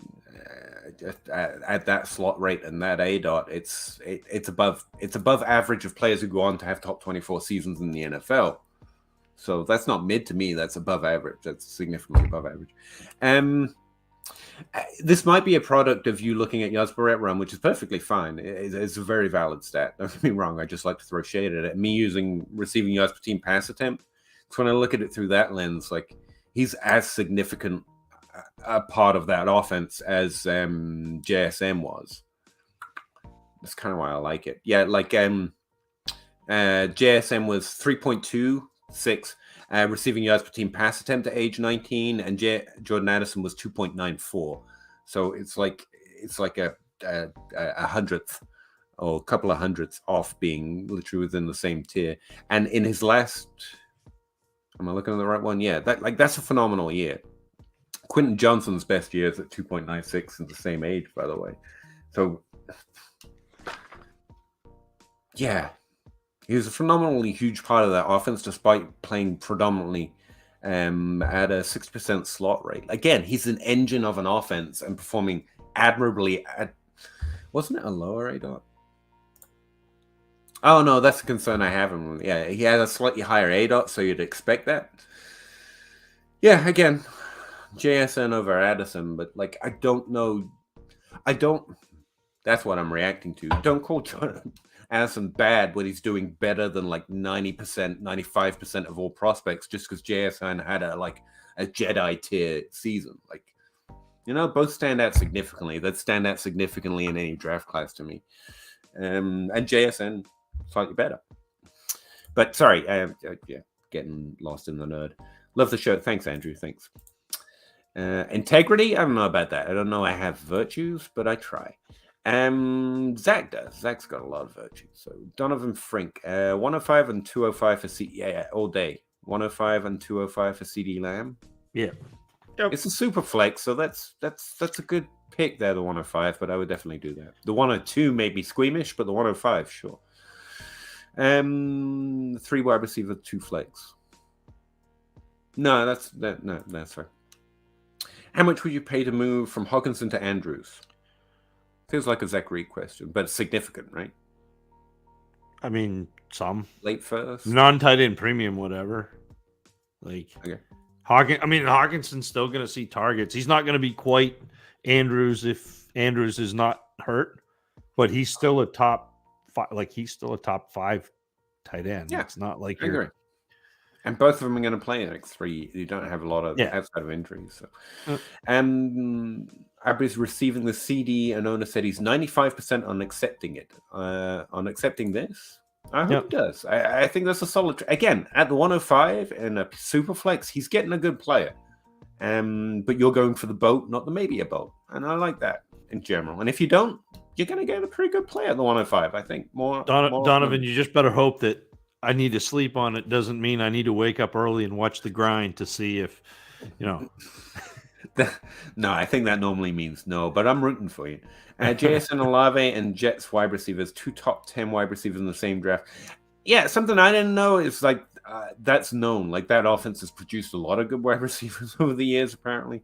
Travis called it wide receiver U. something like that. Does that sound familiar?